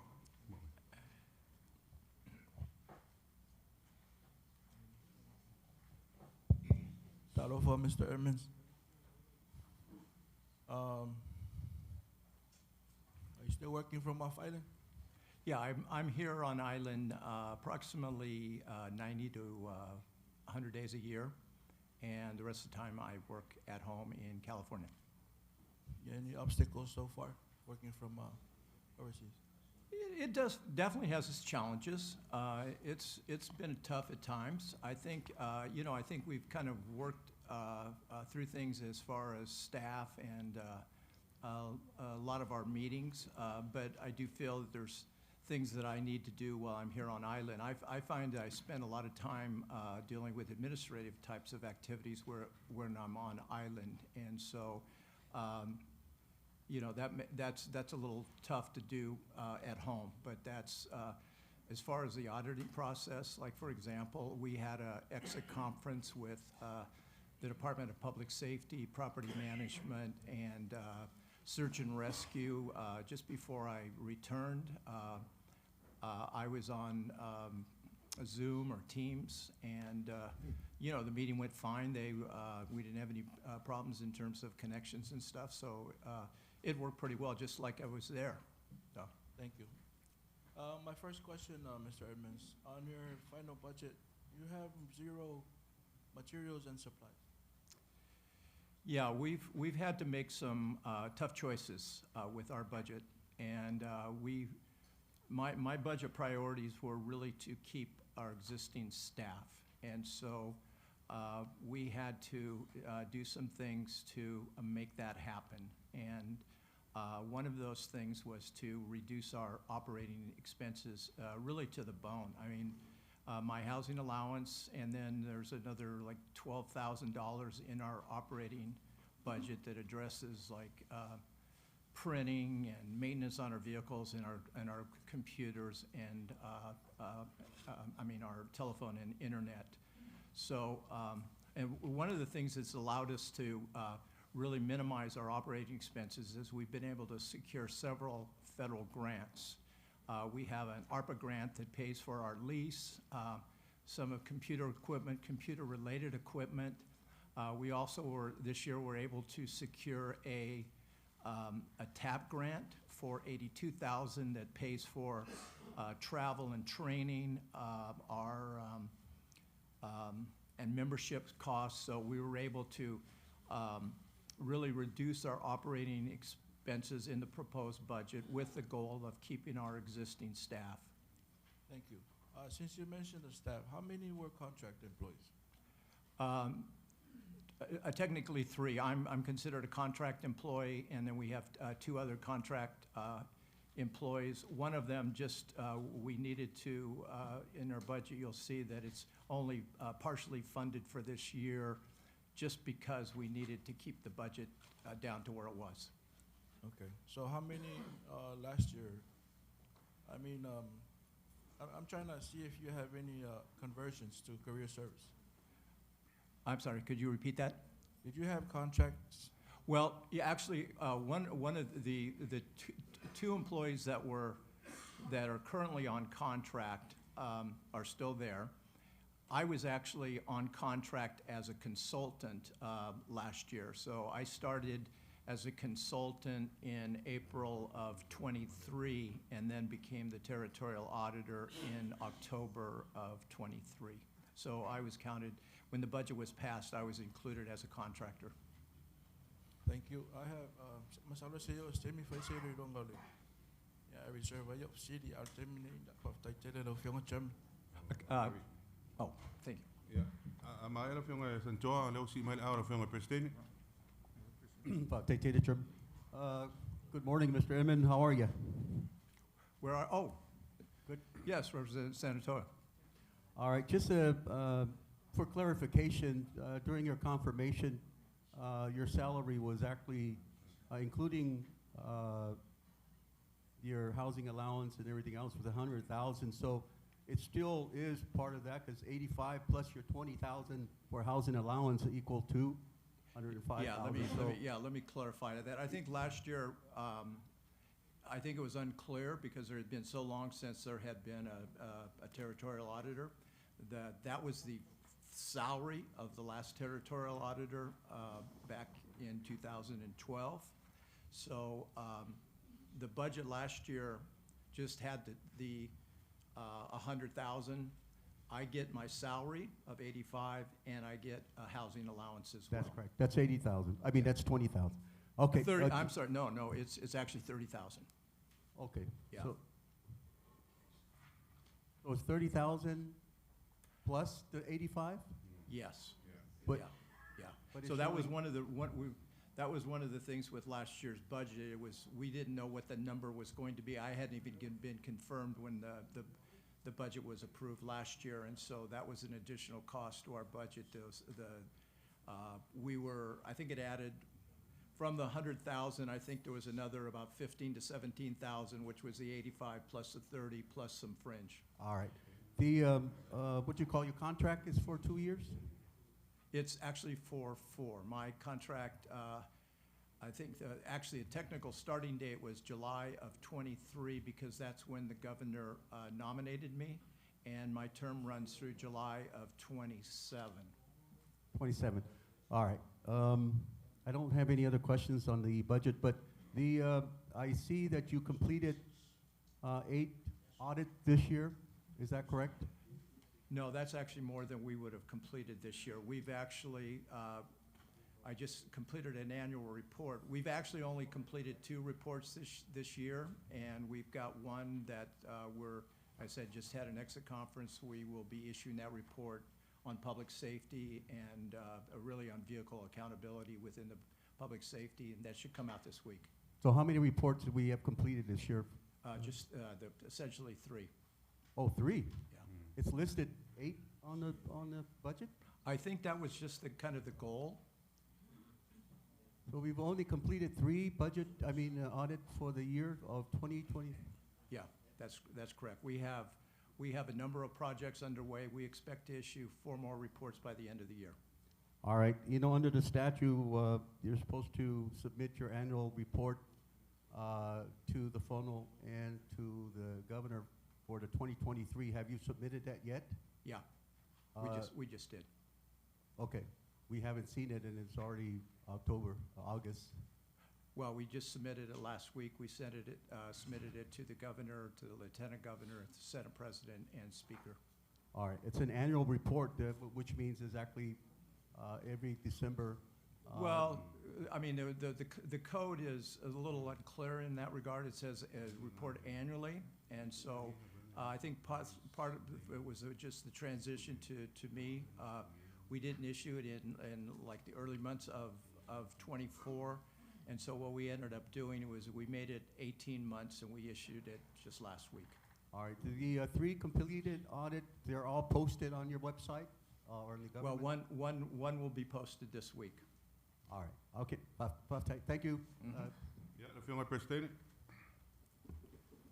First time I've seen you, because I wasn't here when they confirmed you. I was off island. What's your procedures if you want to audit a department?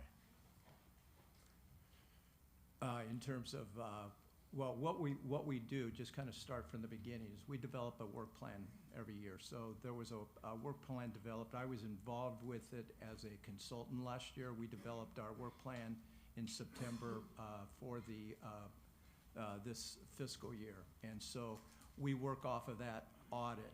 So there's a number of things that we do to consider what we want to include on a work plan. We get feedback from, say, the governor's office. We try to we read budget reports. We look at newspaper articles, and we include those things in our work plan. And that usually is how we get an audit going. And then we have a process once we decide we are going to actually start the audit. We prepare an engagement letter. We issue that engagement letter to the governor, the lieutenant governor, to the department, and we also send a copy to the Senate, to yourself, and to the speaker, and that's what initiates the audit. So did the independent prosecutor ask you to audit the governor's office regarding the $36 million that they spent it without the funnels? Yeah, let me clarify what happened. I had a discussion with the attorney back in May regarding. Who's the attorney are you referring to? Who's the attorney are you referring to? Well, the investigator that was assigned, I think, to head up the investigation. The independent prosecutor? Is that the attorney you're talking about? Yeah, not the Attorney General, but the I person know. that was hired by, yes. Okay. Yeah, so he contacted me and asked me whether, he was looking to see if there was anybody internal that could do the audit. He asked me if we could take on the assignment, and if we were capable of doing it. I told him we were. I did mention that, he actually mentioned that there was concerns about whether or not we were independent. And I told him that I thought we were independent, I thought we could do the work. We meet the government auditing standards requirements for independence. And, but I told him that it was my preference to have a formal request from the FONO if they wanted us to do the investigation. And that was the last I've heard from that person back in May. Thank you, Chairman. Yeah, le fionga ia utu a Maya, le fionga ia utu ia, uma le fionga malai pule. Le uomo maina is CD level some 100%. I only have one question. How do you determine who do you want to audit? Is there a list of for the whole year? Well, we do a number of things, and let me kind of go through what we kind of explained in our annual report. So we do it around this time. We try to have our work plan ready for the fiscal year, and so we look at budgets.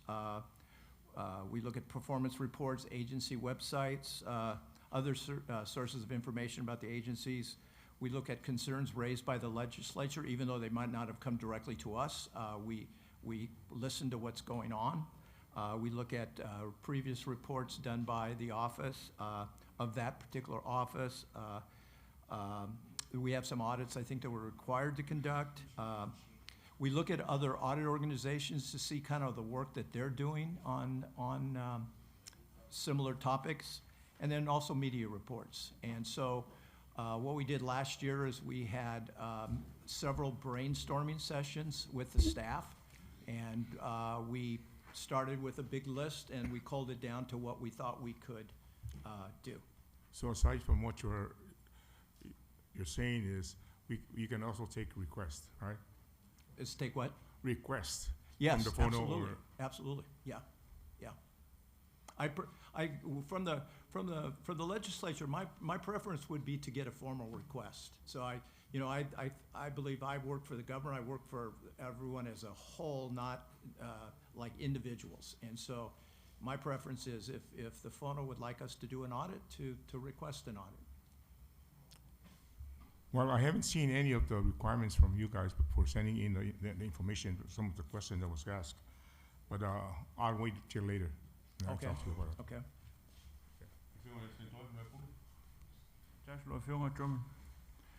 Just follow up on the question from the President of the Senate concerning so unless you request for an audit, that's the only time you'll be able to respond on a request? You don't do audit every quarter for the government? Well, I'm not sure if I can answer your question. So no, I mean we gather. What I'm asking is, do you have a set policy on when to conduct audit by the office, or unless you request? Yeah, no, yeah. So we put together a work plan. I kind of explained how we do that. We also, within our work plan, we leave some room for some things that come up.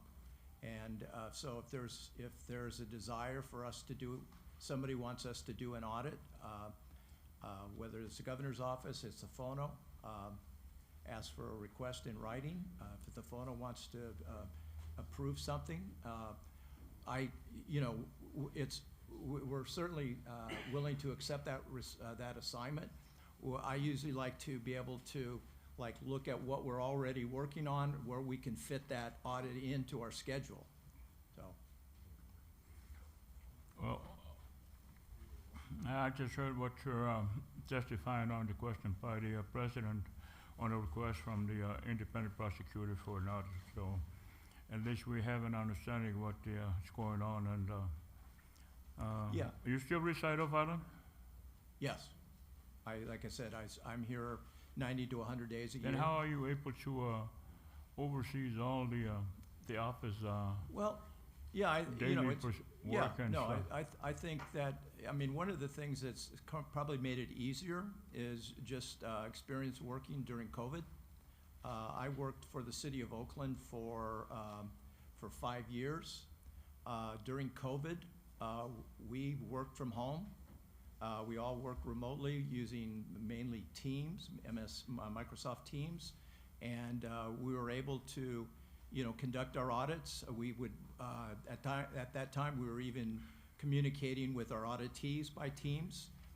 So you kind of got used to doing that. So that's how we do it here. We either use Teams or Google Meet. We have regular meetings with the staff. Like as I mentioned, we actually had an exit conference a few weeks ago where we met with several departments. I wasn't here. I was on the screen and participating in the meeting. Okay, thank you, Mr. Evans. Can I have the chairman, whatever, no? Hey, no for you?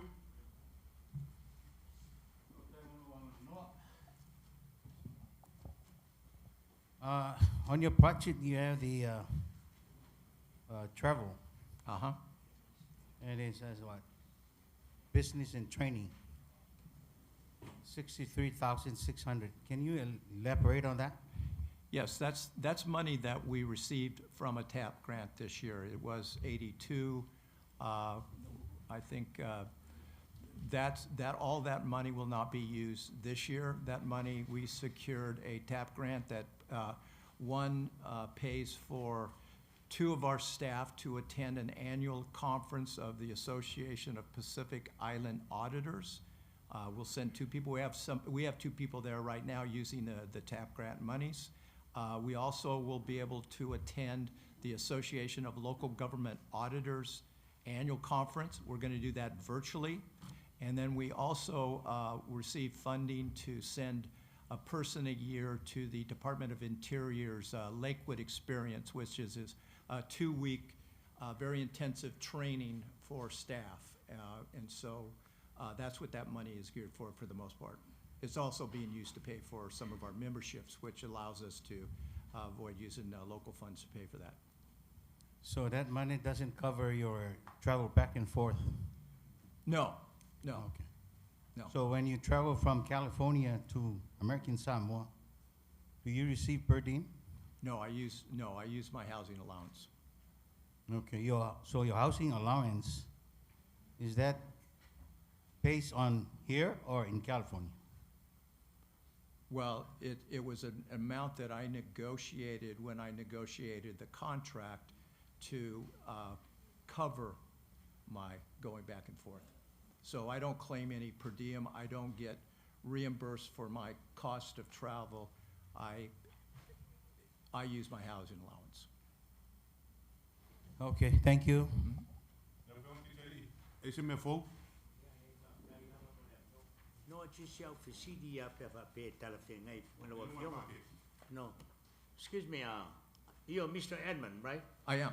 How often you conduct your business over here as a territory audit? Do you have any standards that you've been organized over here in the government of American Samoa? Well, I'm here, like I said, I'm here 90 to 100 days a year. So I come over and I am here, like on this trip, I'm here for 16 days. I was here in July for about the same amount of time. Right. Okay, let me ask you something. Sure. Since you perform your job over in the government of American Samoa, do you have any publication already publicated as an operating instructions how you do your job and how often you come down here in our government to take care of the audit business? I mean, how Well, let me be clear. I'm working full-time from home when I'm not, and then I'm here and I'm working full-time here when I'm here. I do understand what you said. Yeah. It has nothing to do with what I was saying. We like to understand how you operate yourself in this government because you're under the contract of the American Samoa. Because if you work for me, I could relieve your duty because, I could find because it costs too much money for us to pay you. You reside in California, right? I do. Okay. Now you have a classification, security classification, like a top secret clearance? just in case you want to audit all the classified info over here in the government, because they got info you need to know and you don't need to know. You understand? I'm not sure about that. Okay. Mr. Edmund, thank you very much for coming, but do your job good, okay? I will I do know that. you're a very conscious man. Thank you. And your diplomatic efforts always above reproach, and God bless you. Thank you. If you have any questions, you come back over here in the House of Representatives, Senate, and we make the law and we control the law. Don't forget that. I We don't will want to not. put you in jail for anything. Thank you. Ja, loop jong of That's a relief. Loop jong of twee. Lees of shit. Lees of shit die waar we bouw bouwt fatu de la bouw.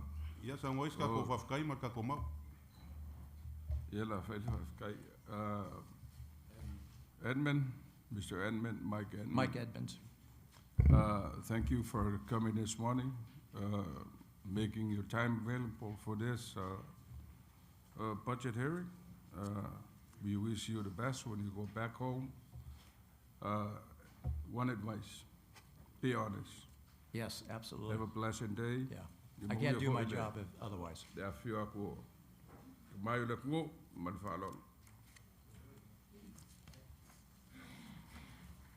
Edmund, say a last word. No, I appreciate your consideration of our budget. I'm happy to be here, and Fafatai.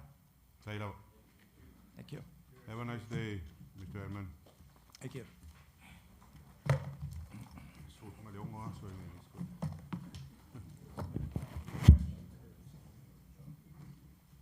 Ja, kumuri aku le Sungai Edmund, ja, ole sika ko ofisa ole criminal justice, ja, mawale ku lau luas hufiku kesi malekasi, ja, se yo aku le luas hufiku kesi kasi di malua le pakeki, ja, ole ofisa lea.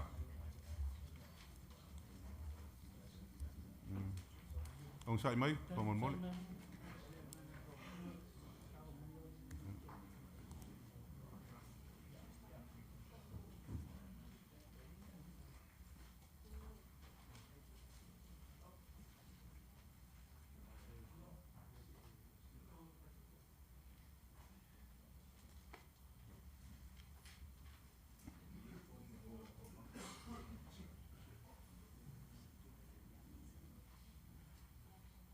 Fashala kawan mana.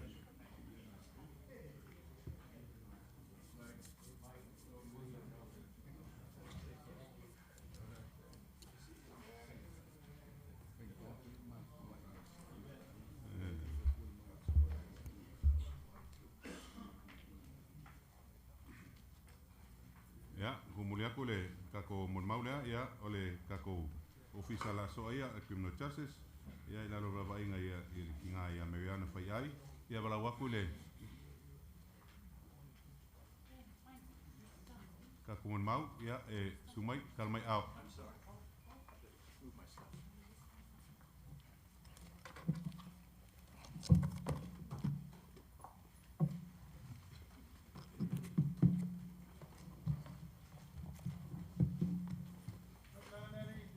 ole criminal justice planning agency mawale kulau luas fufiku kesi markas kau mai le luas fufiku kesi kasi di malua di mafakalo fa ila sungan fatonu man malfo ila ofisa ngai kayao sumai makala mai ao ia inu mole longa fo il kulanga pake ki ila ofisa ia mole kausanga luas fulu lima ia sisila ia ka ko malor komit ia ole kulanga fo ofisa ia ole selengi ia e kele lava o nga whanga ioi mai ia i le malo kele. Kua kule wangoe lau sungan whaton ia i sa usanga nga whawhero ai.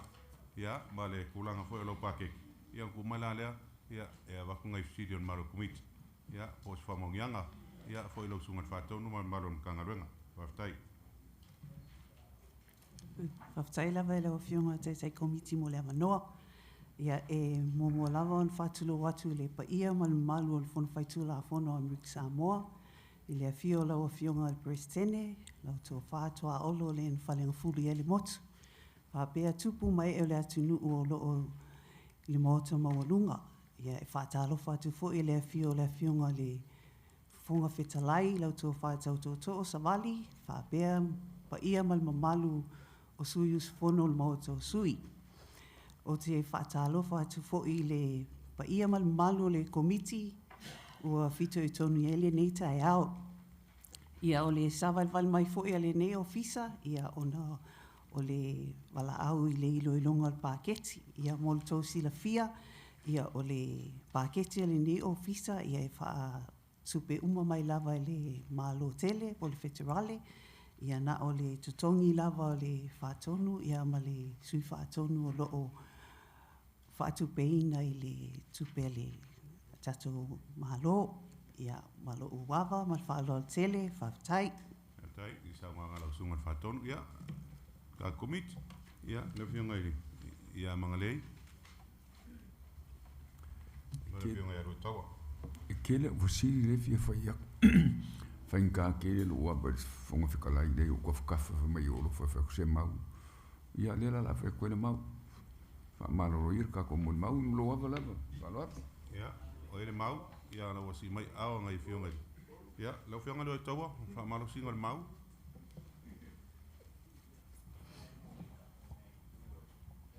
Ia, whaftai watu e mose a wanoa ele e tasi ale fisili ia e. Ia. Whaaloalo lava i le mau. Ia, whaamolmole a whaatalofa atu fo i le whaatonu ni tai au. E tasi ale fisili, po whaauau ale tato pokarama le ale. O au manga, whaamolmole a. Whaftai atu lava mo le whafisili alo fionga. Ia, pei foi on saunua ina. Ia, ua pea ma le iwa 10% o le pokalama leo o mai o na whao atu i tua inu umala alfanga. Ia o le whawhita auli. Ia o mana o matatou i le brande o le eko. Ia e whata tali lava lai te mi e mo mai e ia supply a le two shop. Ia whao atu lea. E whaftai lava mo le onsai. Ia mo le lava pale fui toa fionga. Ia, whaftai lava mo le tali. Ia, whaftai mo le wanoa la fionga chairman. Ia. Ia, whaalua ina le mau. Ia, mnai pule. A Maya, ia, so mara whiunga Pristini. Nei, pangalo sili whaftai whonga tai kimik. O maua e lo ofisa leo leo mar vanga search and rescue se so soangi mai i lam tanga luanga. Ia, whaftai lava mo le whafisi. O tau sanga mo se so soangi. Ia o le tele lava tupelo o maua ne le ofisa nei. Ia o lo o aluatu ume le public safety. Ia aina o atu foi ia le sui o le search and rescue. Ia sa tausanga foi ia e watu se lato o tausanga. Ia ai o mai lava e te minei. Ia ele i o atu lava se tausanga mo se eleni. Aina tu i ele ava noa e mo lava se eleni fisosoani ai. Ia e paula vele i o mai se wha tausanga lo whala o tele. Alei whaftai te uma usut. La whiunga Pristini. Mi whaftai atu fwyd whaltua o le whiunga li whamsina. Elan a walatu na ifsiri o no mela a. O la whai au tangata whaingaruenga le lua whae o na tolu. Tau sanga nei le lua lima e o na lua e aru lunga lau pakeki. Lal me wala inga aru lunga e le ula iki kanga whaingaruenga. Taila mo whafisili loa fionga. Ia o tūlanga i increments ma mea e alua i lunga le tūlanga o tau personnel. Ia o mo fo isi i mo increment a tangata whainga luenga. Ia o tali atu le lau fionga po family ina lau finngalo. Le o le lua whae afe e milionga lima se lau whaavalo for personnel. Ia sau le lua lima e milionga lima se lau markasi afe. Ai decrease kanga whaingaruenga. Ai aru lunga rako pake. O le a whai rako pake ki le e. Koru milionga, lu se lau sifuru ma le lima afe. E le ongo e le lua lima. A o le lua wha e lua milionga, varu se lau lua fiku. O le mele u kau wawa e koe i Mariana. O le mele u maulunga mai o contractual services. O le o a kongu me whaonga i o contractual services. Taila mo le whafisili. Ia e fia tali atu pēr i tūlanga le personnel. Ia wa o tutongi o lo ia wa i taimi nei. Ia wa valus fulu afe. Ai sa a mata mai po le whātau sanga taluai. Sa whās fulu lima afe tau sanga. O te lea lale increase o tutongi o lo ia. ia o contractor foi sa yelo ia sa fa akon karate la ko ngalue el official lo ia sa yela ia lo ia le o tala ia fa pia foi na ia sa tutongi el official nei se lau 5 le tu la ona ua le ai ni lo ia el official lo ia sili ia o le isi foi me alo ele se lenio contractual services ia ona I tangata ia o lo fatinoina counseling ma treatment rehabilitation I o le falpui ia o lo le isi foi na tu langa ia o le isi o I le matanga luenga o le social services ia lo tele lava ia me o lo fanga yo I tu langa ia contractual o lo Lo siare faukuanga malianga. Si lo fauku e pai pai ngau kile o tua ia whakau mai o lau kama pai pai. Aftai chem. Ja, afdema ftui, ya ape, au e mau. Talo fali lau sunga al fatau. Talo se fu. Kan fai. Sa il fasili a leo fam talam bayel. El tamai tai pule ya o malama fo. Ai Paule o le vaenga ia pisa so o ai whaamanuianga li lau sunga le whātou. E whaafena maua si o mātou tū mālo le whaamanuianga ia. Taila vai lo fionga mo whaafisili. Ia, o umana o atu ia fisosoani luanu I ofu mo senga. Ia, ai o le whātaitali atu lava po, ai o atu wa e tauna iei tangata e saini le pepa. Ia, sa iei fwisa soani tupe sa whao atu. Ia, o fio e tali ni ripoti. Ia, ai maua befisa soani. Ia, dawa fionga, ma whalo a tele whaftai. Wangalo ia o esa ka kalangoa ili. Ia maua aku singa whaamanguianga mo mako uli whalto. Ia, ele a whai. Se iko e wakul kamsanga e whalua. E whailo leo ma fo ka moli fo yo mau kai lua ile afio aku kai fa afkai so mai fa bango fo yo to temi ya wal kom fo ngol pakke ki el malo le nganga lava ye sila ko fa tonu ya bese fo yo el fenga malo tulanga fa nga yo el malo ma wole nganga el fa maoni mo tu le malo mo nei maatai au ia wale le tunu ia manuia foi la fio atu tamai fionga te tai fono le fionga le plesene ia fa pena foi le fionga le fong fitalai ia malpa ia mo te lua ia o fa manuianga na ia ile nganga le tua to ngol le aso ia mal fa lo tel Ia, vea ele nei awanoa e moli tele atua ele anganga whaftai tau a fionga. Tu sai foi matiute, tau awe alo whianga ia wal malo Amerika Samoa. Wha malu lua tu foi, pia whai o eise nganga o sala, o se la o sasi, ia wha mangalo mai le au auna vai mal whatawa. Ai wha manuia tele le atua e o tau a fionga, o wā tiute o whianga iai, ia malo awa tele, o whalo alo, whaftai. Hei.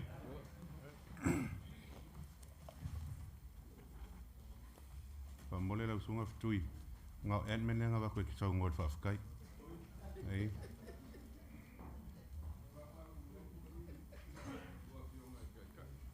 Olo wa mga ko le leo ke komiki le mangu mai. Ya, le ko kumpu fo. Hei. Ya, ole kako ofisale la so iai, ya ole ODAPM petroleum.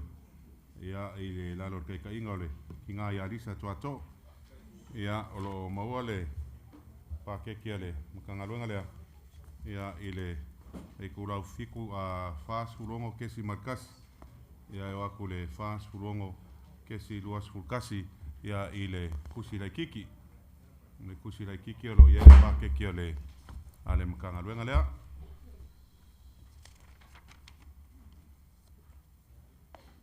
ya wan mat falolo ya wala wa kwaile kinga ya lisa tuato sungat faton ya o maima kan mai au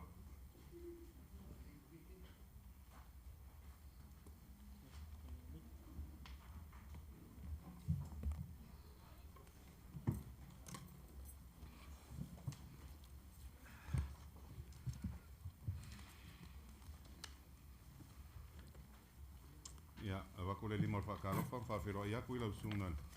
I le whaatonu ngai kai au, ma le malo le ofisa. Ia, i le sumai ma kalamai au, onga o le i ronga fort kulanga lau pakeki. Ia, mo le kausanga whaatupe luas lima, a le akua kule avangoa. Ia, i lau sungan whaatonu. Ia, ki saungoa se saunga whawhiroa, ia ma kulanga o pakeki. Ia, onga kumaila lea se wakunga ifsiro le malo kumiti, malo whaaloalo. Ia le alofa ma le anga leo le atua. O maufo i nei e wanoa mau eiswelo inga matango fie mau toa fionga. Mau lunga mal mapue pue tu lou.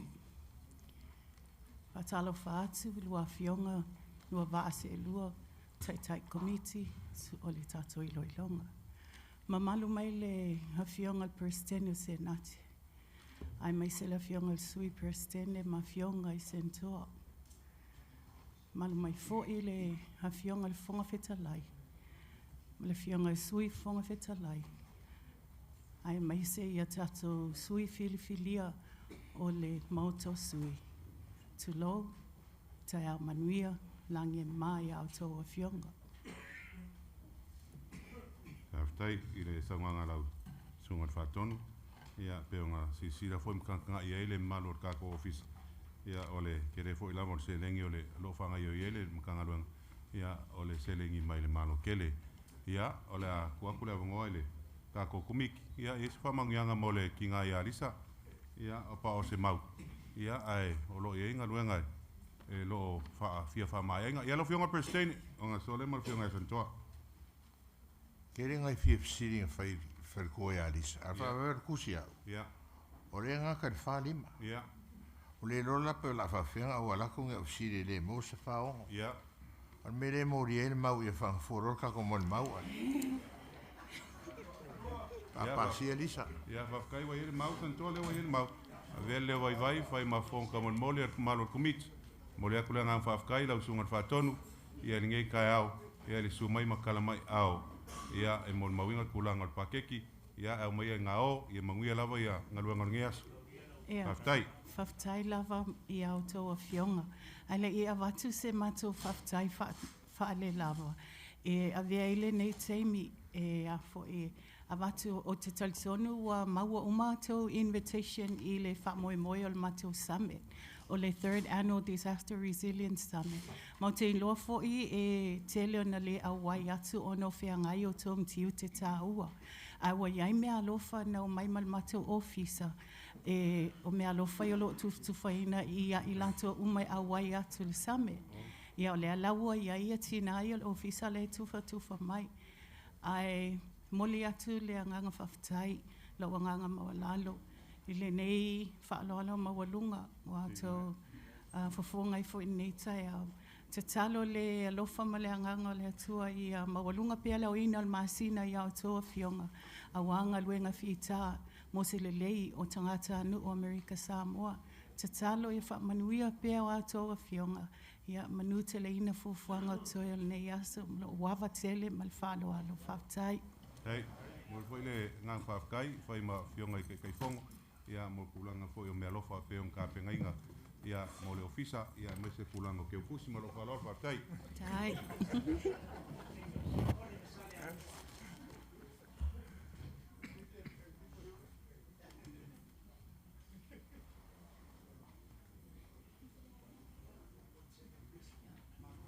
Ia malo lava le, nang sai le malo ka komik.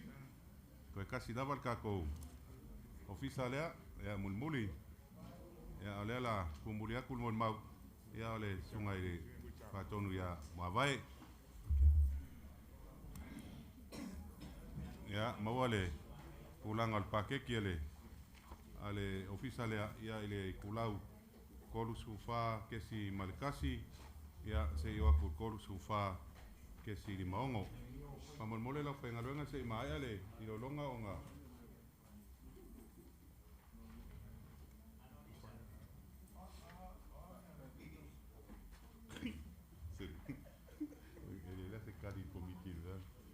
Ya se mai ale ilolonga onga fa ole fa lo ale ofisa ia i fionga di senkoa ma maru for ka komik maru fa lo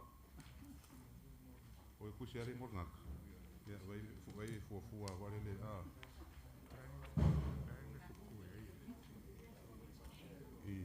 nga kufa mai te vai fu ai wala ko mai ko ngor pa kikira.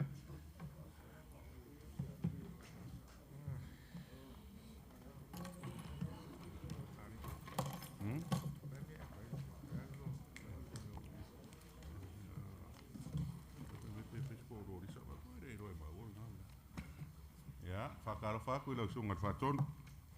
Ilo sunga mawai susala ya ngi fu kaya maka ngofie. Ya ile lo fa malanga le yo le kua. Ya wa o mai fo ilo sungat faton man malon kanga luanga ilo mor komiki loilo. Ya se fakal ngoinga for kulanga pakek. Ya pe o mai ele fakar sanga. Ya mole kausanga falku pe luas fulu lima. Ya ala aku kula ngoi ilo sungat faton. Ya ke sa ngoi se sa ngwa fa fe loi ya onga ku mai fo la le la ngoa ya ba ku fo ngai fisili ya pe ngo ma war ka ko komiki ya ole ngi fo im kanga luanga ya olo fa nga yo mai le por kala mal malo kele ya ala ku la ngoa la sunga ma vai ya isau sa ngwa fa fe loi mo farol ya fa tai lava ile 11 mo na u fa to lo watu ile pa ia maulunga o le fono foi to la fono o Amerika Samoa i le afiola ua fionga al presidente a fio fo ila ua fionga i le sui presidente ai mai se fo ile malu o a fionga i sentoa ia ai tainane fo ile le afio fo ile fionga le fonga fetalai o le maoto sui le afio le sui fonga fetalai ia ai mai se le malu fo i o a fionga i feipule mai tu malo te tasi o te mole tfo ile faftaitele ma le famalo i lua fionga i te komiti o maota e lua o no nei fo ia no tu ina mai il nei matanga luenga e se io mai fo nei tai ao a wai ale ilo ina o le paketi al nei matanga luenga ma nei tai ao lo mato fatasi atu nei ma sui fatonu o le mato matanga luenga i lo i tu tau o lo yeile sui fatonu ya pansia ne weli o ia le ngafa ma tupe fa so sol matanga luenga ya fa pe foi tanga tfenga luenga ya alo itu taunga vali ya o lo yeile sui fatonu ya luisa teo o ia le fanga i ma ngafa ma au nanga ma tautu ale matanga luenga ai mato fia la val nei tai me mato te o mai tali foi po ani fesili e mata upo e fia malam lama i ele pa ia maulunga fo ia le maota maulunga faftai lava i lava noa tai lo donga faton ya le ngo le fionga ya ftui a mai ya le fionga ya mai pule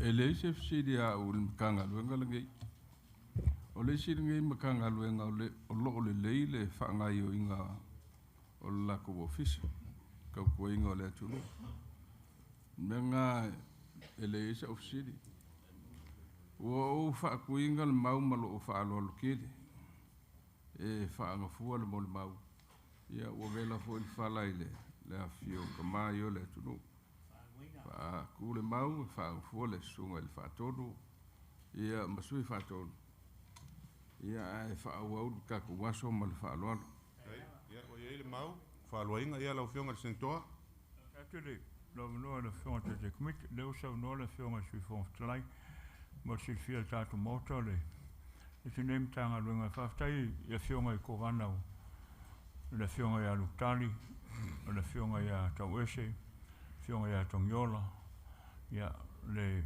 whaatu to ia lolo mo le fionga i kowanga ia manu le ne proklamo toris futa usanga talun whaavai le tatu otunu pa ia le tatu moto le nganga whaftai ia masina fo nei a toris futa usanga le tautua le tanga luenga mo le tatu otunu on mele te whaalu nei le mau le fionga te komiti pa ia le tatu moto ia pa umeo le nganga whaftai le sunga le whaatonu mo le pa ia le ofisa whaftai fo le tautua ino le tatu otunu pa wal mātou talo e ini me whaale ia ti lei proklama tautua le tunu ia awal tau fia whaonga ma whaia lei tautua le tunu e whaftai atu lo fionga le te komiti mo le avanoa ia aole na ngana na nai whaalua i le mau peontu ina mai ia whangafua le sunga le whaatonu mo le tanga luenga lo whalo tai ia e fionga e loi taua a lewa i le mau whaftai toi mo se avanoa whaatalofa tu foi le fionga le whaatonu ia ma longa swatau. Ia vavea le fisili whamolmolea lausonga le whaatonu. E ni fuafuanga e tau wha electronic a ia tato food stamp. Ia langa e tumula tunu ui i utulei. Ia oa ia lea le mamlama e o le na sa whengai le lalolangi ma le COVID.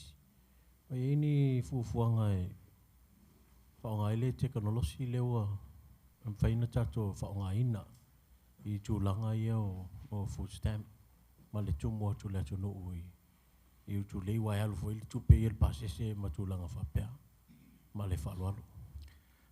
Whaftai lau whionga i le whaipule i le fisili. Pe una silafia o le plokalama o le WIC. Ia na amata o na whaunga ina le Electronic Benefit Transfer po le card lea ta ue lau whionga. I le lua fes fulvalu. Ia o na taumwhai ale o le matanga luenga tau sa ili se tupe whaatupe ia le matawhai oi lea mo le food stamp. Langa ele tau ngofie. O le tala fia la i le ua whionga le whaipule e mai se whai le maru malpa ia whai o le whono whaitula whono. Wa uma o na iaile konkarate o le company te lea le tau le conduent i Malo Amerika. O i la taula le umato ngā lue whaatasi nei transition ia le food stamp mai pepa taumawha i le EPT, le tau le o card e whaunga. O le fofuanga la lei nei o le o Februari le aso luas fulu. I le mātou timeline le umato ngā lue ai. O Februari le aso luas fulu e roll out ai ia le fo i le EPT mo le food stamp. Ia pe ana silfia o mene o timeline o le pe o le mea file o le kaid.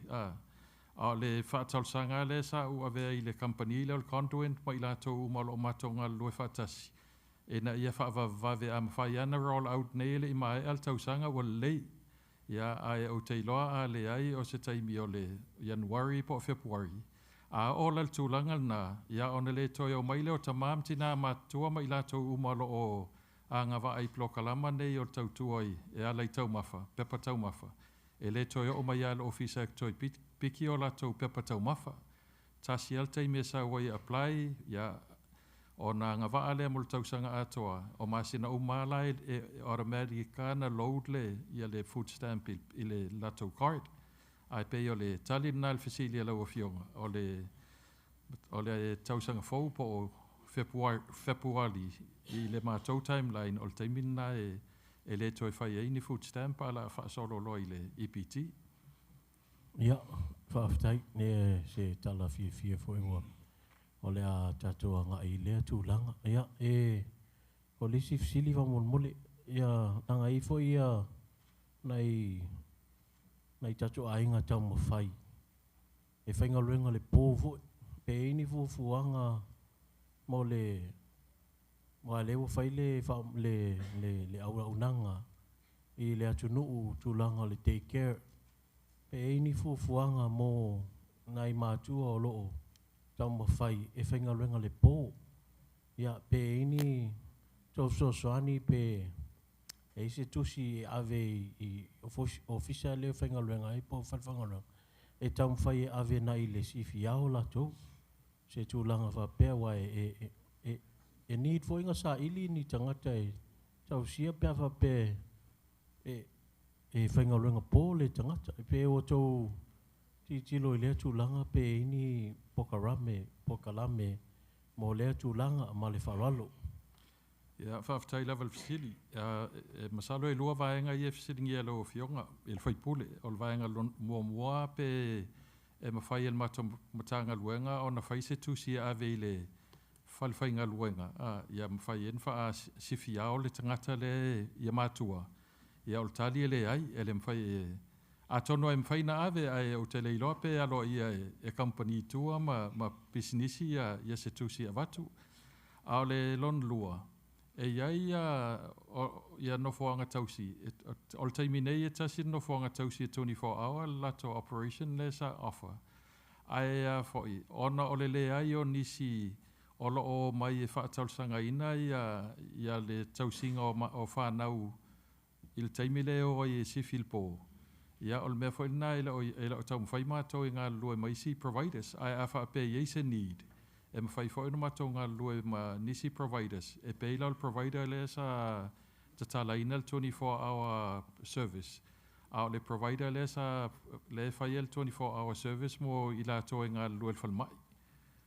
Ai i se need. Ia e mwhai whaina mātou ngā lue wa o fast food ono leo whai o daycare providers la o i nei tono o le tātou atunu. Ia mwhai ana ngā lue mai la tō e vai pe mwhaina open for ila for 24-hour service. Ia, whaaftai, ia ua malie foi e fsili nei tai au, whaaftai lawa lo whionga whaatonu. Whaaftai foi le. E whionga ia ape, so le mara whionga ia waa alo o ieika ko mau. Ia, kai ulawa lo. Kai ko miki malango, pakala foi mol mau ngi kai au.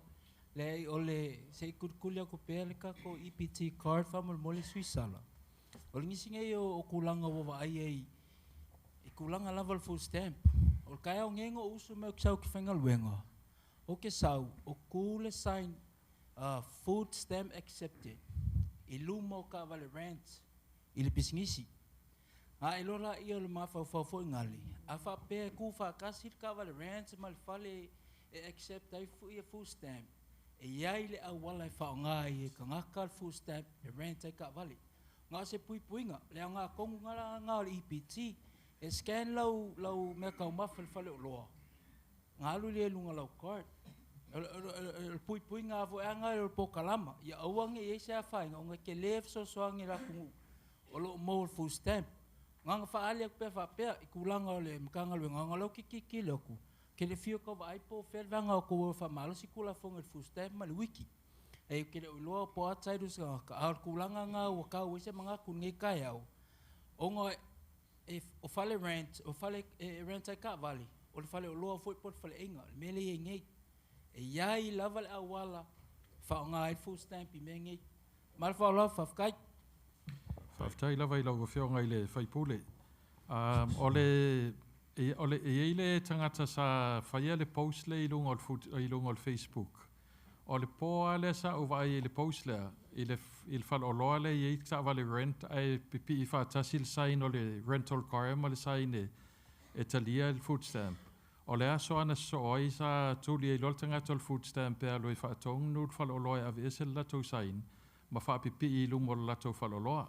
Ai se mai ala le longa ia ona matou ti e lo le falo lo le ta o le o fionga ino uli make sure le o toi pil sai ni lunga le ia ele o se post o vai sa o ai kulanga le mal falo fafkai faftai love kai ia lo fionga va ala pela wa chairman ka se city wa kulanga fafkai mal fa malo lo sunga fa tonu le ka ko stabilization fund le o ko mai ka o le o mo le va ngo mo fa mangu yanga umo o le ngaka i daycare providers o ngai au whanga ringa e whawhkai kele lau sunga le whaatonu misiri lau a maua seba o e whaonga inge sering mo whamangu yanga fo i le ngaka o daycare ia e meise lava ngai kanka whainga ringa ia mangisi fo i olo mo mia so soangi kulango ngā ringa o le misiri lau whamal mole lau sunga le whaatonu o a whea lai makala ima o a whea fo i e whainga whaunga whamal mole lau Whaftai lawa i le whafsili, o le tasi nā tal fia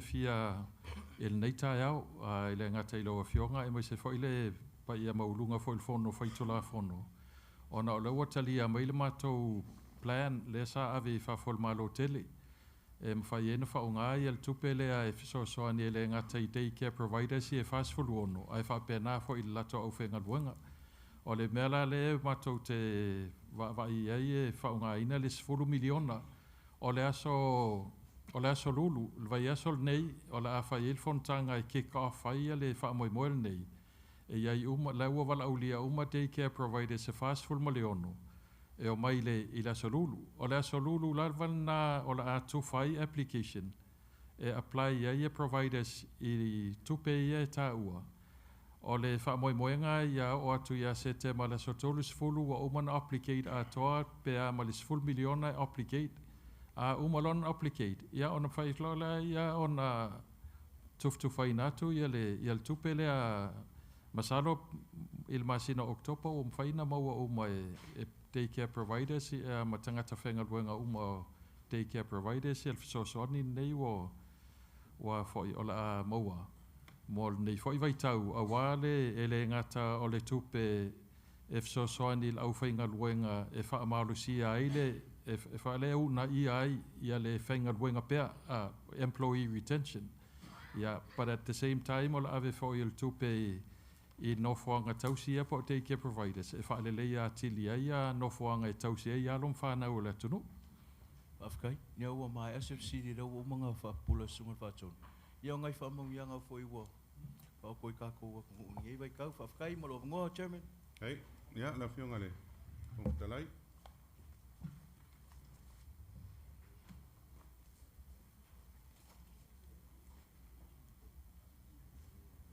Teus kama se ki le melea, vamos mo. Mori aku whaakai wa whionga I te komiti. Obviously, mua vai. E fia se tupe alu le mele le whaonga ino o le card. E fia se tupe alu ai o pokalama. O le tupe le sauna ina lo whionga o le konkarate le company le whaia le whamoimoe lea. O le a foi, o le konkarate lava ia e lalo te isi lava il miliona ta la le a whainga. Ai ei la isi foi e isi cost, isi tau e mana o miena tongia o te iloa e mai e wholava o maua pēr mal tolu miliona. A le tupe le sa maua il matou matanga luenga e whaatino i le whaamoemoe. E tolu miliona valu se lau valu se fuluafe. O le tupe le sa maua mai e whatoa e expire lua fe lua sulfitu. Ai a o tu lava i le tausanga fau o mai a umame ia e le tau whaatali lua fe lua sulfitu o le uo. Ai peila o le cost na a tau whaatasi umame e lata il 12 miliona le tau. O le mele kau silia kwai e ke a maia le pokalama le o le food stamp le I mo kanga makua. Ngā makia le pokalama o ngā whawhanga roi le o mea kaumafa. Walu ai le pokalama. Sui le pepa mea ai. O le kau whakau kaunga o le fuafuanga o le kupe anu. O le mele o inge lau o koe kuka ia wa ave ia mea ai au kuu le pepa le nga ave. O le mele a wala kwai si. Pewa ke le tupe alu le. E ngā o sia o mea kau mafange. I le o tupe ave tangatai. O le mafa, o le sit kongwanga le. O ngā o le ngau ngā ia whawhai ngō fie le wha ngā yo ingo le pokalama.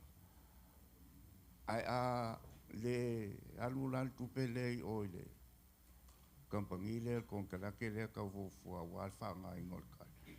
Ai ku ue e wha ala po ai mo wha tele ai tupe mua. Ina ko wanga va ai pokalama. O le ase o pe o me ngā le ka wala kwai sili. E waku alfa malo I lau fionga I whatonu. O ngā kulango le whakau kaingo I mkanga luenga. Lea fwe ua sau ngua ngisio ka mai o le ua loa lau kaukua. A pe o le walanga sili. A whai te lese tupe se whemai e wha popo ai a wha mangianga I maua e le atunu o lo anga ba I poklama. Ia lan mea la kako kang whai au sian me whainkai. A lai mowal se lengi pea wha pe wha popo ai se lengi ai kuu mea nga. Ia manga ia le sawal ko inga ma le lomkua ia e kundu ma lengi ma. Ai lai la po an mea lai kuwai. Ia e waku le nganga whaafkai kele. Le malu o le o mau kai lua. I lau fionga I whaatonu. Ia kusai ma le ngā ruenga o lo whenga iai, iai mesfo ia sui langulango.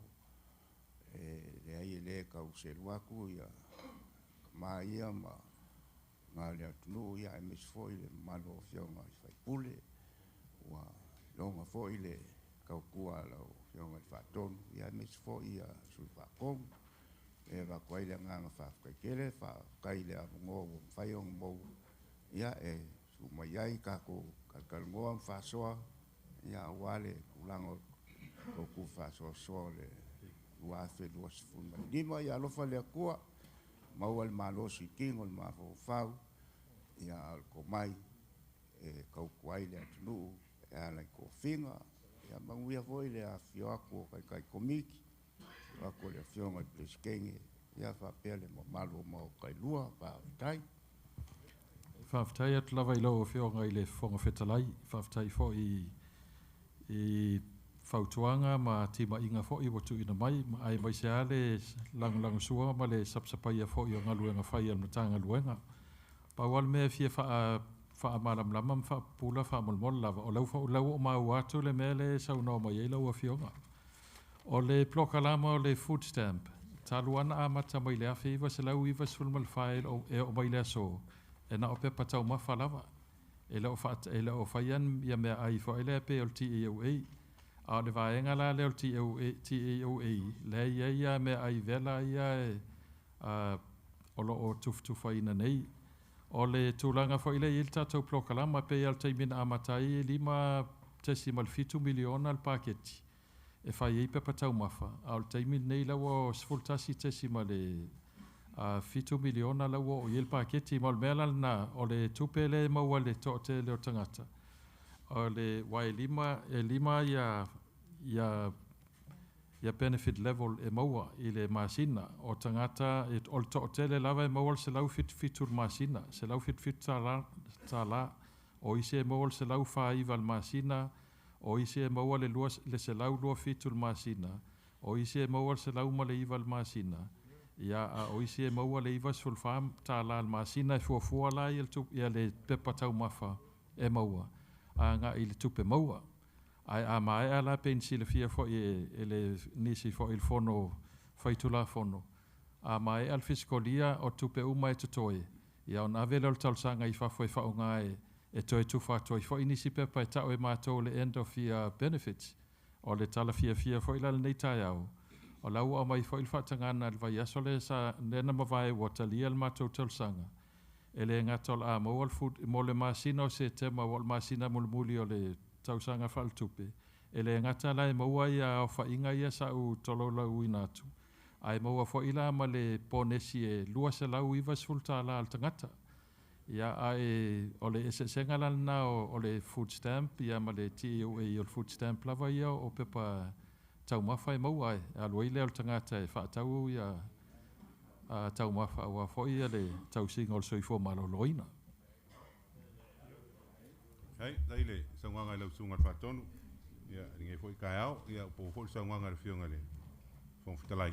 E mo le foi nganga whafkai lau sunga whatonu man malum kanga luenga. Ia, i mea lofa fo i peunga whao inga mai. Ia, i ngā vai yaso. Ia, manguia lava ia.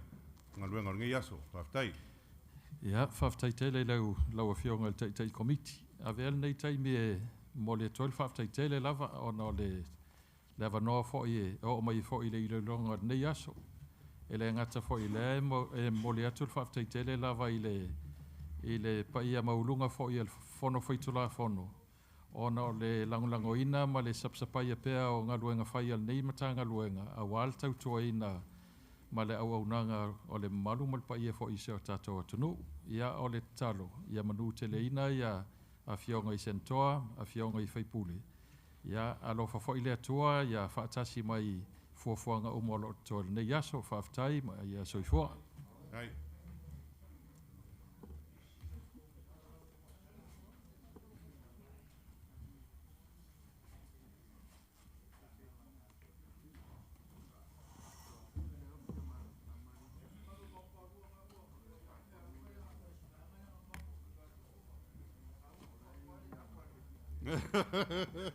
Sorry. Ele tira fia e uku. Ele tira fia e uku kuranga ngari. Hey, Doc. Mama. Thank you. Getting there. Ai.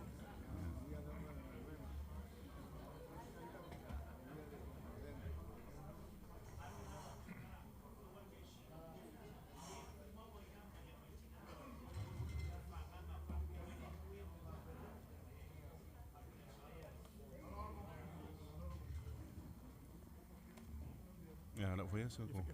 Ya, ko muli aku le ka ko mon mamun muli.